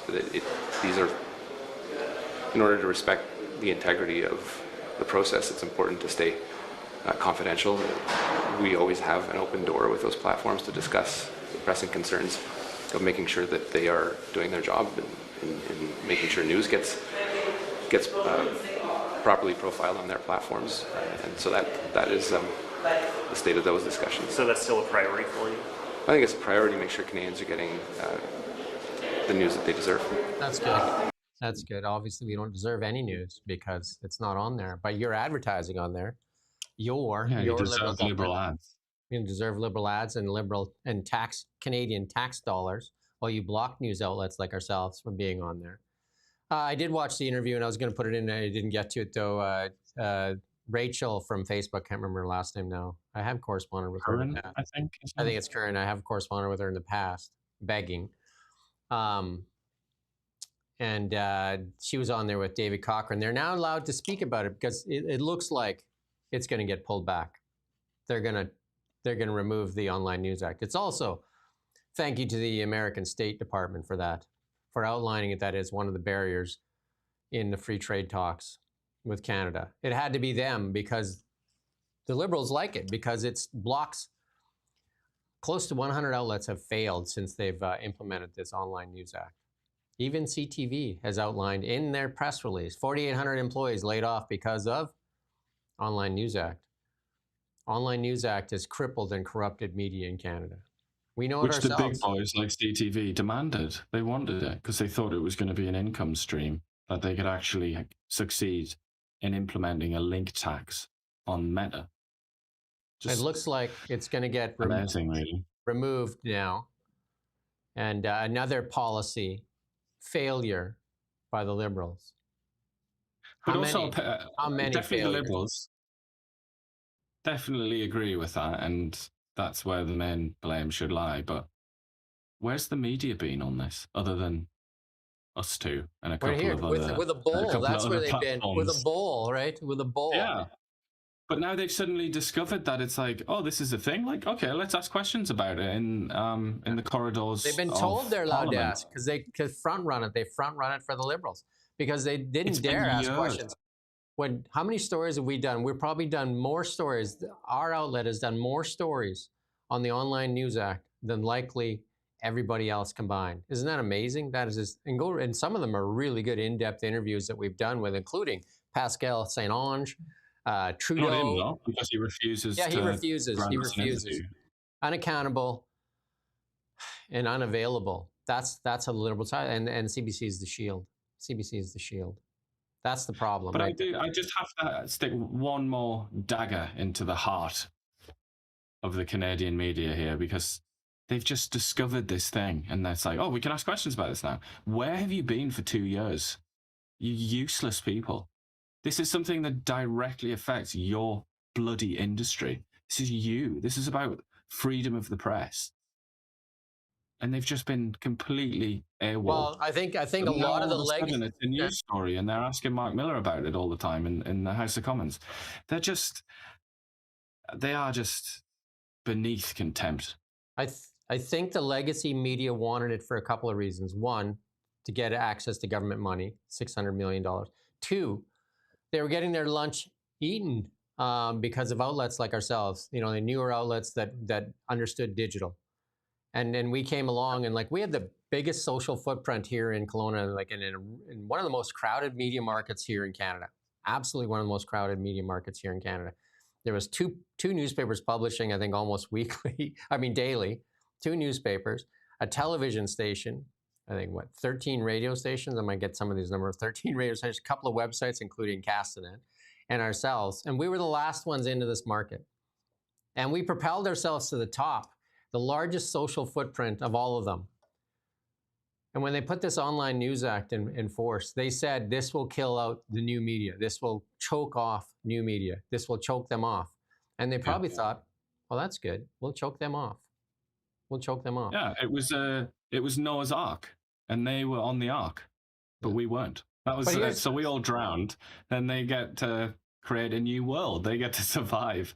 I wouldn't put it past them to have that motivation, because certainly a lot of the experts that I spoke to, media experts, legal experts, and so on, they did suggest that. They either hinted at it or they pretty much explicitly said that a lot of this sort of cartel. We're in Canada after all. That is a Canadian custom, isn't it? It's one of our main sort of mores here. There is a media cartel, and the media cartel didn't really like that they had challenges, so they wanted to create this very hostile environment for new entrants. Let's lay out the media landscape today, though. So one newspaper's claimed bankruptcy, and it's like floating along here. It's cut back its publication. The other newspaper, I think, has the Daily, that used to be the paper of record here. It had 130 employees at one time. I think they might have one employee left here. They still publish. I'm not sure what they publish. They're insignificant now. They have one employee, I believe. Most of the radio stations are cut back to bare bones in place, and syndicated content. A couple of the radio stations have actually closed, which is unbelievable. They sold like Bell sold, I think, like 13 stations for like $1 million in debt. You couldn't even buy a license for a station in the past. The Global News is gone out of this market. They used to do a news show out of here. I think they might have a reporter here, a stringer. And it left here. I mean, they basically almost choked us off. Where Ian and I decided we're going to do this, we're going to survive, and so it's us and Castanet really left in this market. And I don't think radio does any news. They don't have any reporters that I know of. CBC obviously is here, but they don't do anything locally. They just virtue signal mostly, and that's it. Castanet, like they're the only ones doing it the old way and making a good sort of go of it. But they also were bought out, weren't they? So they have and they're owned by Glacier Media. The big boys behind them. They are owned by Glacier Media, and they get their paws are deep into it. So Glacier Media, I mean, but they are, the big, like they got a big voice in the valley for sure. But everybody else is basically choked right off. So anyway, moving on to some other stuff though. Budget watchdog says NATO 5% pledge to hike deficit by 63 billion. He said that the Liberals pledge to spend the equivalent of 5% will cost an extra 33 billion a year. It will mean the budget deficit, most recently estimated 78, will grow in excess 63 billion. Like, I mean, it's just like spending like drunken sailors, like literally spending like drunken sailors. And Jason Jackson are still hanging on to his job. He's probably him and Blacklock's and us. There's a few people fighting for the truth here in Canada. Not many. Canada's opposition. And the opposition, there you go. Not many. And our job is to hold power to account. And I can tell you right now, if the Liberals are gone tomorrow, we're not going to still harp on the Liberals. We're going to harp on power. That's what we're supposed to do, right? That's media's job. It's not like we have an agenda for the Liberals. They happen to be in power. It's not like we have an agenda for the NDP. They happen to be in power. What's the point of harping on the Conservatives? They don't have any power. Well, and the occasion in recent times where they've had the most power, I would say, is when they orchestrated the passage of the budget. And, that was when we were critical. Andrew Scheer was like hiding behind the curtains so that he could, and then pretended that his phone didn't work, that his app didn't work. And if you go back to that video, I think it's fair to say that we laid into them remorselessly for that infantile farce that they were responsible for. So yeah, when they do have power, when they are important, we definitely look at the Tories. But the truth of the matter is, they are, they're not even a sideshow at the minute, are they? They're in the audience with us, pretty much. Yeah, we're working together. They're trying to hold power to account. We're trying to hold power to account. And here's Sandra Kobina trying to hold power to account, asking the question. This one is super troubling, and this one's not getting enough attention. Again, CBC not bringing any light to it. Let's listen to this. In this bill C-15, there is a provision that would grant ministers sweeping new powers to exempt any entity, corporation, or individual from almost any federal law, with the exception of the criminal code. Why did you feel that that was needed? I don't know what law what law you're referring to. So it's Section 208 of Division 5, Part 5, where it is allowing any minister to exempt any entity from any provision of any law for which the minister is responsible for a period of up to 3 years. with the exception of the criminal code. Yeah, that's the law that we both voted for. It's C5. It's the Building Canada Act. That's So good. this- That's no, this good. Yeah, that's good enough. That was quite a funny comeback. You got to give it to McKinnon, but she did well to get him to stumble and say, and so he was almost like shaking, wasn't he? Like, I don't know what law you're referring to. Of course he knew. Do you know what I mean? That's the thing, unaccountable. And why do they need that? That's the question. Why would you need that? Why would you ask for that? That's the better question. Why would you even ask? Crazy power grab, yeah. And that is credit. You know, we will slag off the Tories when they're silly, but credit to the Conservatives. Philosophically, I think they had the precisely right approach to that bill. They said that they passed it reluctantly, didn't they? We should sort of that's their argument. I'd say they also didn't want the government to fall because they weren't ready for an election, but they voted for it. But then they said, you know, if we'd been in charge of this, we would have made it so that it was clear and it applied to everyone. Like we would just get rid of the laws. We wouldn't create these special exemptions at our discretion, at the federal government's discretion, because that's crazy. That just gives the federal government a crazy amount of power to grant favors to, you know, their friends, or if they like, they can pick winners and losers. Basically, it gives them that power. It's an extraordinary amount of power that they or conflicts of interest, all kinds of things. Yeah. Concerted, anything like that would bring, like, especially those kind of things. And that brings into to mind like some of the stuff that would go on with Brookfield, where you could do deals and not be worried about being called up on ethics or conflicts of interest violations. You know, and then the Liberals stood at the podium and promised 1,000 border staff, because we just heard about all the criminal influence, the criminal infiltration of our police. And here they say they're going to hire 1,000 border patrol. Sounds like they're firing people instead of hiring people. Listen to this. Are you expecting any layoffs at agencies such as CBSA? We do not know what the plan is for most department or agencies. We receive notices when the decision is made. There's no consultation. What I would say, though, there are notices that have been received. And are any of those for frontline employees like border agents? Yeah, there have been some cuts, certainly to frontline workers, especially some areas like at IRCC. There would be a lot of the immigration processing, for example. There's been significant cuts there, and a significant backlog. Good. Just let them through. We don't need anybody to vet anybody. Just okay. Well, we had to let them through because, like, we don't have anybody there to vet anybody. Sounded like, who did that? Oh, that was Kamala Harris and Joe Biden, right? When they put up razor wire there in Texas there, they actually went there and tore it down because they said the border was closed. Why'd you tear down the razor wire? Just complete gaslighting. Again, more gaslighting. More gaslighting.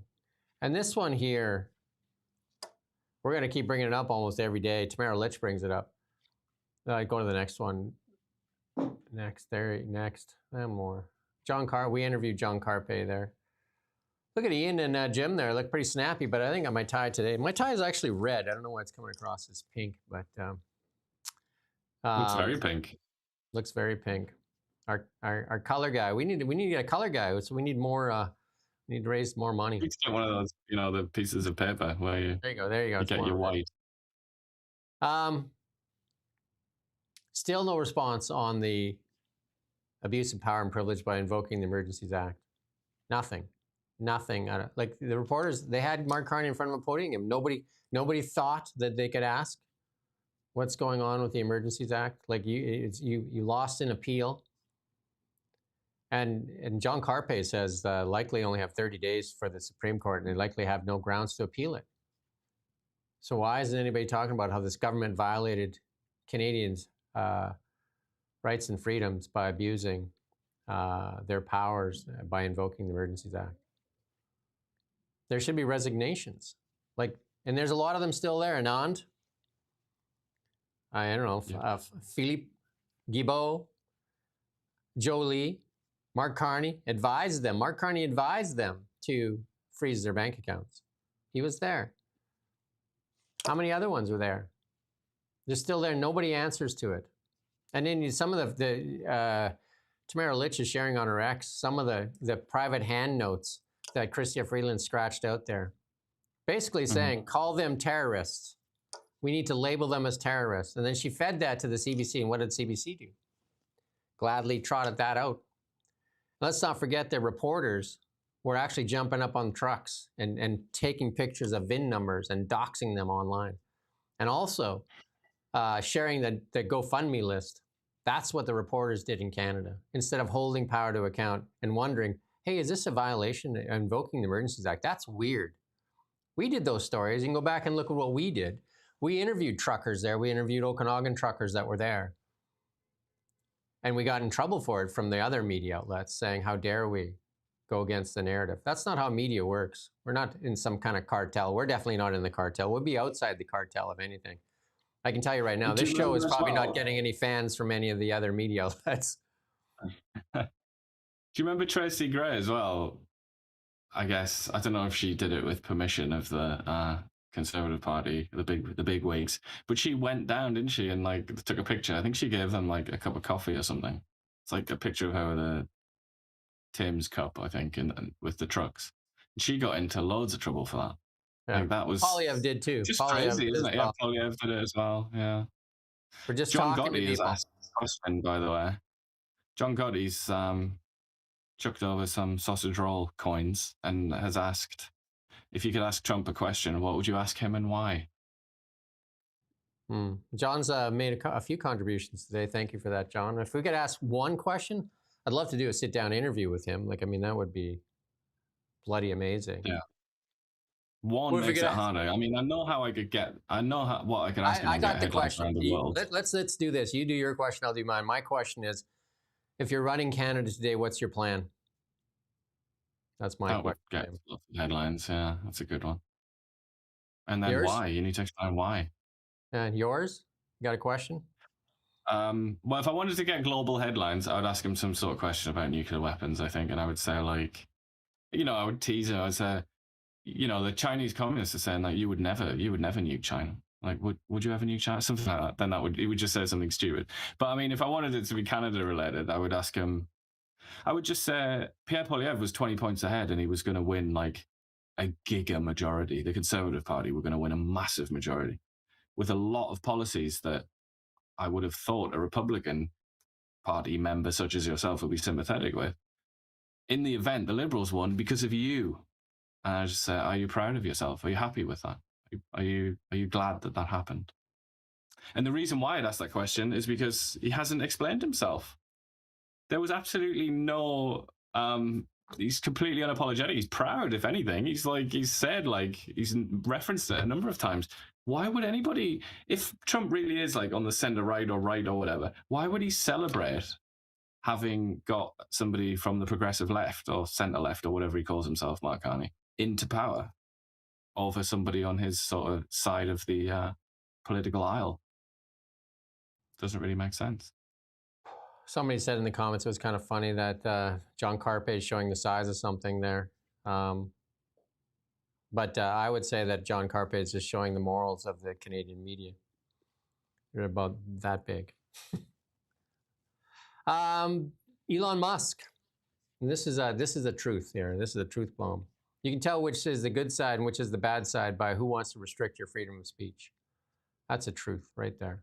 Who wants to restrict? We're not going to play it. Don't play it. Who wants to restrict you? Who wants to censor you? Those are the people you should worry about. Yep. One more from Holly on Black Lots. We're going to start flying here because Stats Canada suggested updating decade-old estimates of number of Canadians citizens abroad are eligible to vote and claim federal benefits. It follows Parliament's passage of a bill created 115,000 new citizens. Why not, eh? So that's very little data available on Canadians living abroad. The data is incomplete. They got a thing called AI and stuff like that. Somebody just like, oh my God, 2022 study, the Canadian diaspora. They love that. They say that Canadians living abroad put the number at somewhere over 4 million and as high as 5 million. And it could be higher as people flee Canada for other places. You know what I see ads on all the time now? How to get your E2 visa to go to the US. nothing but inundated with those ads on Instagram. Inundated with those ads. Yeah. Andrew Thank Weaver. you to Cyberstructure there. Saber_structure. Very kind. Andrew Weaver, former leader of the Green Party. Remember when John Horgan had to work with Andrew Weaver? We had Andrew Weaver actually in our office a number of years ago. He actually came in and do an interview. Kind of him to do that interview. Andrew Weaver says EBS to go, and that's my prediction for 2026, that maybe the NDP survives 2026, but I do not think David Eby survives 2026. And that's what he's saying. It's time for David Eby to go. It's starting to look pretty untenable, isn't it? It's looking very hard for him. But also just, to go back to Green Mile, he looks like he's tired. I'm tired, boss. He's just had enough, I think, Eby. Even if he doesn't realize it, he's got no gas in the tank. He's finished. Thank you to CYB Structure for that generous sausage fund there. That's great. We appreciate that. And again, if you can share, like, subscribe, get this out to more people. It's time for David Eby to go for sure. I've actually reached out and asked for an interview, so we're waiting to hear back. We've actually sent the email off. I've interviewed David Eby in the past. He was gracious enough to do the interview. It took a while to get it. We'll see if we can get him again. Listen to this. And This he was is the quite obvious. sleepy then, but it made sense because he had a tiny little child. Although it is a girl, I think, isn't it? His third child, still probably very young, but yeah. Get a nanny. You've paid enough money. The Department of Health, in a briefing note, acknowledges its safe supply drug policy led to public disorder. The issue, it was highly polarizing. Really? Stating the obvious, eh? Compounding social crises, including the houses crisis and the toxic illegal drug and overdose crisis, are contributing to drug-related issues and public disorders in communities. And that's from an October 2nd note. In response, several municipalities and Indigenous communities have declared states of emergency, calling for action from all orders of government. I don't want to beat this up, but again, I was in Tokyo and I told this to the MLAs, the 3 MLAs I interviewed in the last couple of days. Buy a ticket to Tokyo, man. Just go there. And then go see what they're doing. Ask them what they're doing. Ask ChatGPT for it. I've already asked. Zero tolerance. That's what they're doing. Because they stand at the podium and say, this is a worldwide problem, just like Francois-Philippe Champagne. It's a worldwide problem. No, it's not. It's a you problem. It's a you problem. And just to remind you of the accountability and lack of transparency in this government, the only way we're going to get it is if you change this government. Vax files closed for 15 years. Vax files closed for 15 years. You can go to that next slide there. Vax files closed for 15 years. Next. Nope. No, he doesn't have it. Anyway, Vax files closed for 15 years. That's okay. Should make you angry. This is from Rob Shaw here at BIV News. 2 experts hired by the BC government to review forestry sector this week quietly shredded more than 5 years of NDP forest policy that underpins Premier Irby's entire approach to the industry. Again, Ian and I have done more interviews on forestry than probably most of the other outlets in BC. Interviewed the forest minister, interviewed the jobs minister at the time, Brenda Bailey, interviewed Eby himself on forestry. I don't know how many industry experts, one of the executives from one of the forestry companies, the head of Kofi. I don't know, like tons and tons of interviews. And what was it? The mayor of North Cowichan on the Domtar closure recently. Access to fiber, access to fiber, access to fiber, over and over and over. Permitting, access to fiber. And who does David Eby blame? Trump. Well, forestry's been in shambles for 10 years. Trump has not been here for 10 years.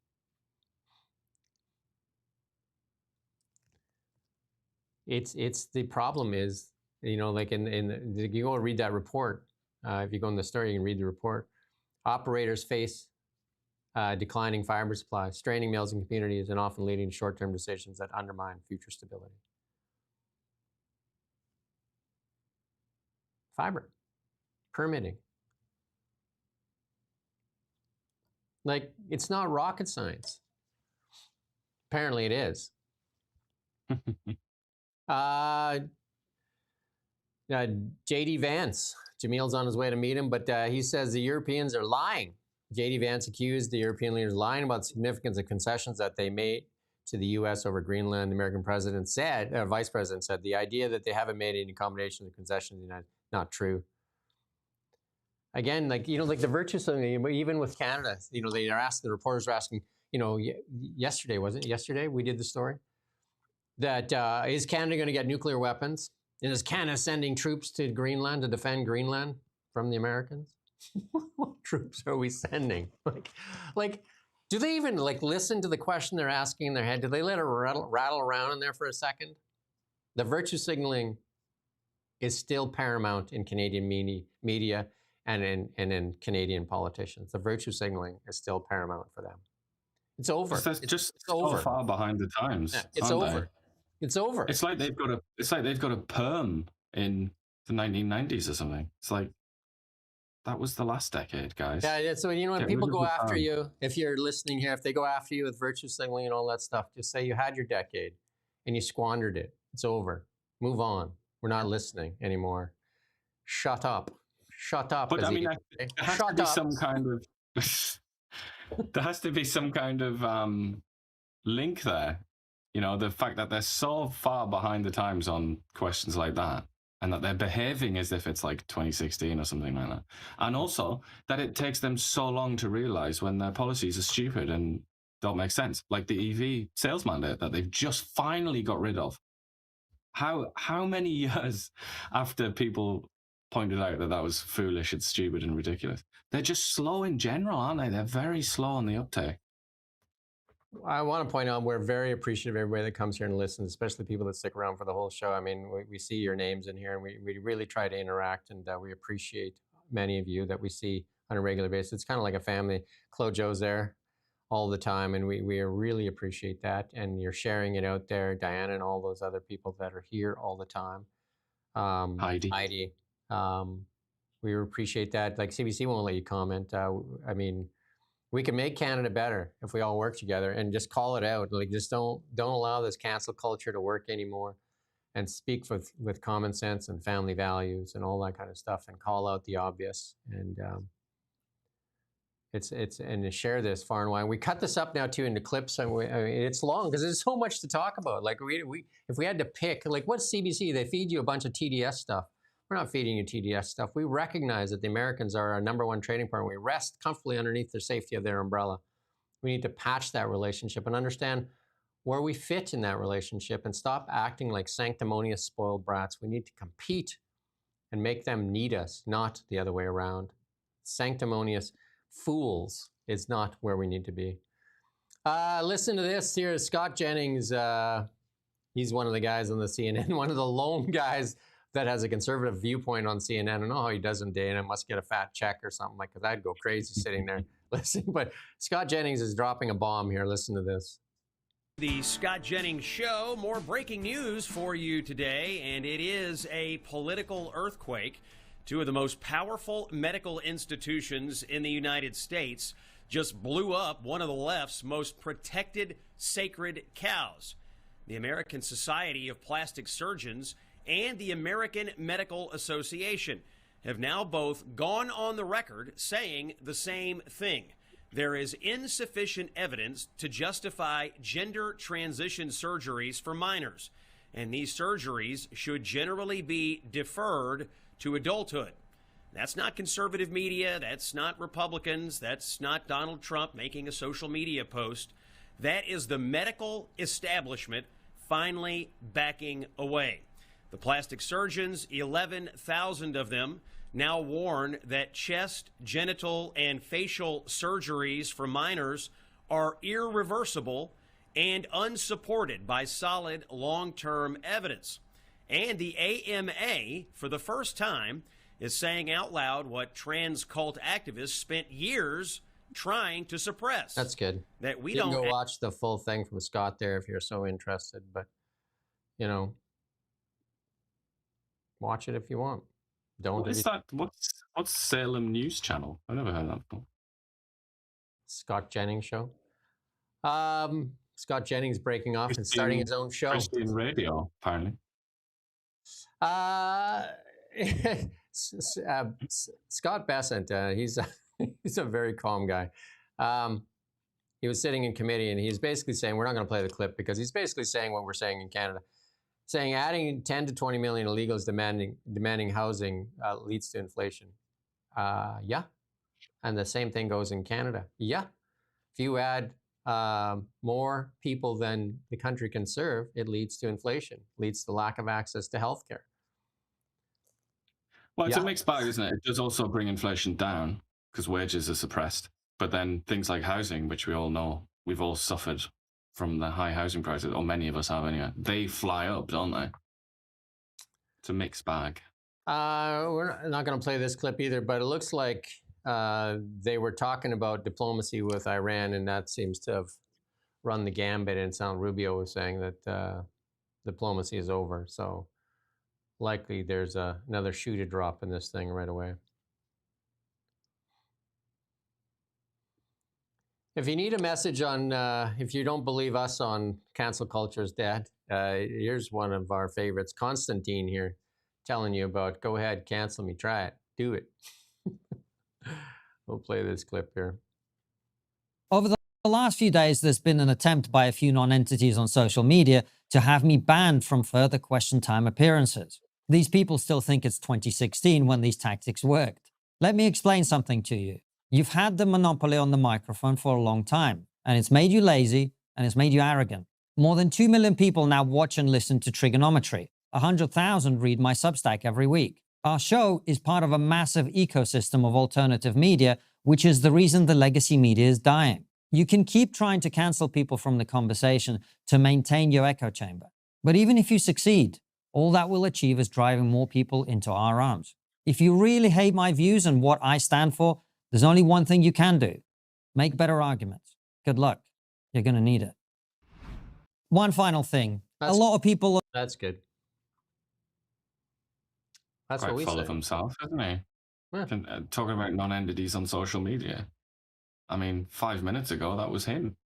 I mean, obviously, he's done rather well for himself, hasn't he? But he's rather... Independent media is the future. And I'll say that over and over again. Independent media is the future here because the mainstream media has let everybody down with narratives, ideologies, and political leanings.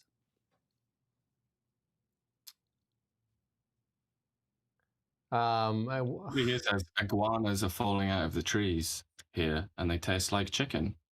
I'm guessing that's in Florida. I saw that video, which I recommend everybody watches. I saw that too. Their blood gets so cold they fall out on the ground there, yeah, till they warm up again. Here's your friend talking about George Soros. Oh, sorry, your friend George Soros. I know it's not your friend, but let's listen to this clip because this is a part of cancel culture, and I want to really nail this point and hammer it home. Are deportations racist? It depends. They can be racist, for sure. Is ICE racist? I think the practices of ICE right now are abhorrent and should be abhorrent, exactly as you said, for American values. I think the practices of ICE right now are... But ICE itself, the organization, is a racist. The enforcing immigration and customs laws per se is not racist. What ICE actually is doing, I believe, can fairly be characterized as racist. Yes, sir. All right. I asked this because we did a little bit of digging into Public Citizen and found two things. One is you're funded by George Soros, correct? The Open Society Foundation is one of our funders, yes. And you call just about everything you don't like racist. That is not true, but... Okay, well, I'm going to give you a few examples. Sure. On December 11th, 2019, Public Citizen tweeted that the banking sector as a whole is racist. On August 17th, 2021, Public Citizen sent in a press release that algorithmic racism was a major problem and that we need to start creating anti-racist algorithms. That's good. On December 23rd, because you can see it there, like there's 20 things. Everything's racist in their point of view. Everything is racist. And they just, funny. It's just everything is racist. Everything. Do you think in Washington, D.C., there's like a big printing company that just makes them for you in like 10 minutes? Because they always seem to have them in Congress. You know, my question is, board. Why can't they get a television screen and just display their things up on the board? Like put a few around the room so they don't have to print all. I guess keeps the guys in the printing business busy, I guess. So, but it's good though as well. Like that fella from Louisiana, I can't remember his name now. He's got like that excellent accent, southern accent. He's a senator. He was doing it with a map of the Indian Ocean when he was talking about how stupid the British were for trying to get rid of Chagos Islands. I think we showed that video, didn't we? I was like, now this is dumb. But it just helps to have that the visual. Visuals for sure. That's what we have, visuals. We have visuals all the time. So Ryan Roth, the guy that tried to assassinate Trump at the golf course there, I'm sure a lot of people remember that when he was laying there in the weeds there. And he got sentenced for life. Yeah, it's kind of quietly gone away, hasn't it? Yeah. He said he was motivated by... Like, we didn't even really hear much about the legal Neither case one or of anything, them. did we? But he said he was motivated by Ukraine. That was by the treatment of Ukraine or something like that. It didn't really make sense, though, because a lot of his views were kind of like contradictory, but Even the young man that shot Trump, the one that was killed there, we don't hear much about that either. That just went away. There's not much interest, even though that was, that was the most consequential assassination attempt since Reagan was shot, really, wasn't it? You know how big that was, though, for Trump? Literally, Yeah. that moving of his head. The next day, Elon Musk came out and endorsed Trump. The next day, and that had a lot to do with it. Because Zuckerberg as well said that changed his mind. He said that that they're going to kill all of us if we don't do something here. And Elon recognized that he'd probably be the next target. And then Zuckerberg came out and said, he's a badass dude. Like, I got to support him. And then obviously the rest of them showed up at Mar-a-Lago and that. Bill and Hillary Clinton, looks like they're going to go to committee separately. Hillary. I guess that's how they do things these days, or for the last 30 years. Hillary, get your popcorn ready. Like Nick says, get it ready, because that's going to be entertaining, if nothing else. And then a lot of people that suffer from TDS, and this is the guy that they bring on, the young man at the end there, they bring on CNN, and he just makes allegations. He's just like a venomous snake. Anyway, he gets called out here. We'll just listen to a couple seconds of it. It wasn't that you made a mistake. My question was that you lied. You just perpetrated a willful lie to denigrate Trump and accuse him of being probably the most heinous allegation you can make about any man, is he was part of a global human trafficking operation, you said twice. I know, and it's one thing to tell a lie once, but to make that mistake, to say something so horrible as a mistake like that twice is just so unacceptable. And if the president wants to, I mean, there's a lot of people who make these claims. Well, why did you do it? We all make accidents. And Donald Trump, I mistook his deep involvement with Jeffrey Epstein over the years with an involvement with Jeffrey Epstein's human sex trafficking ring, when it's very clear the president was not involved with any criminal activity. He was just extremely close with Jeffrey Epstein, who had been doing this. Enough. So Pierce pushes him. What? Has he got a helium addiction? That little fella. Maybe. That's his voice on. That's his voice on CNN too. But Pierce pushes him, and he actually apologizes directly to Trump. Obviously, because likely a legal team phoned up CNN and him and said, "Your day in court will be shortly." And now he's like trying to backpedal on it, right? But they've gotten away with this stuff, and it's not just for Trump. They've gotten away with this stuff with Musk and a whole bunch of other things. Like, if you look at all the things, even Canada, the amount of slurs that have been said about Elon Musk and others here in Canada, with like that lady went on what was it, CTV the other day, and no pushback from the CTV host there on when they made the accusations of murdering people in the street and stuff like that. Anyway,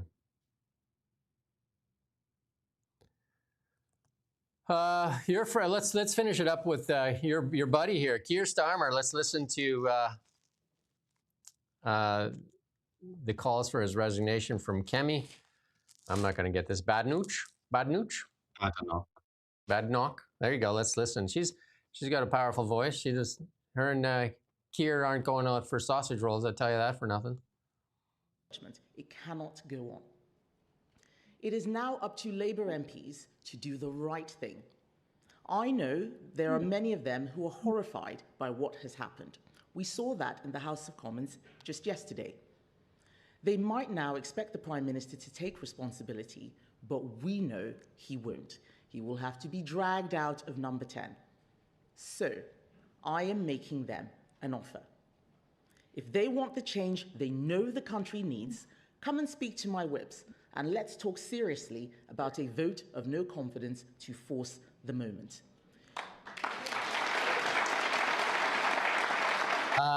Here's Keir. I mean, somebody picked up even his hand. I don't know if he does. You've interviewed Keir before. Does he have a hand tremble? Does he have a problem with his hand? Let's watch this. Watch his hand. He was cool as a cucumber when I interviewed him. Let's watch this here. Can I reassure the House, Mr. Speaker? Let me reassure the House. The process for deciding what falls into those categories will not be a political process. It will be led by the Cabinet Secretary, supported by government. Can I reassure? That's good. I think he's in hot. Like he's done. Yeah, it's over, and he recognizes it, and he's got to be the weakest of the four, because there's the four of them, the Fantastic Four. Macron, who's basically finished as well. Macron, Starmer, Carney, and Albanese that are running. You know, and then I would say the what's that lady that rides a broom? What's her name? She rides a broom to work. Is that too much? I don't know who you're talking about. Sorry. You know about Ursula? Ursula? Isn't that the cartoon? Isn't Ursula? And she in one of those Disney movies riding a broom, Ursula? She does look a little bit like, the Ice Queen. The Wizard of Oz or something. But anyway, Keir, does he last the month? I mean, I'm sure we should go to Poly Markets later and see. Maybe we'll put it in tomorrow. Let's see what the timeline is for Keir, for his resignation, or for the Labour Party to boot him out.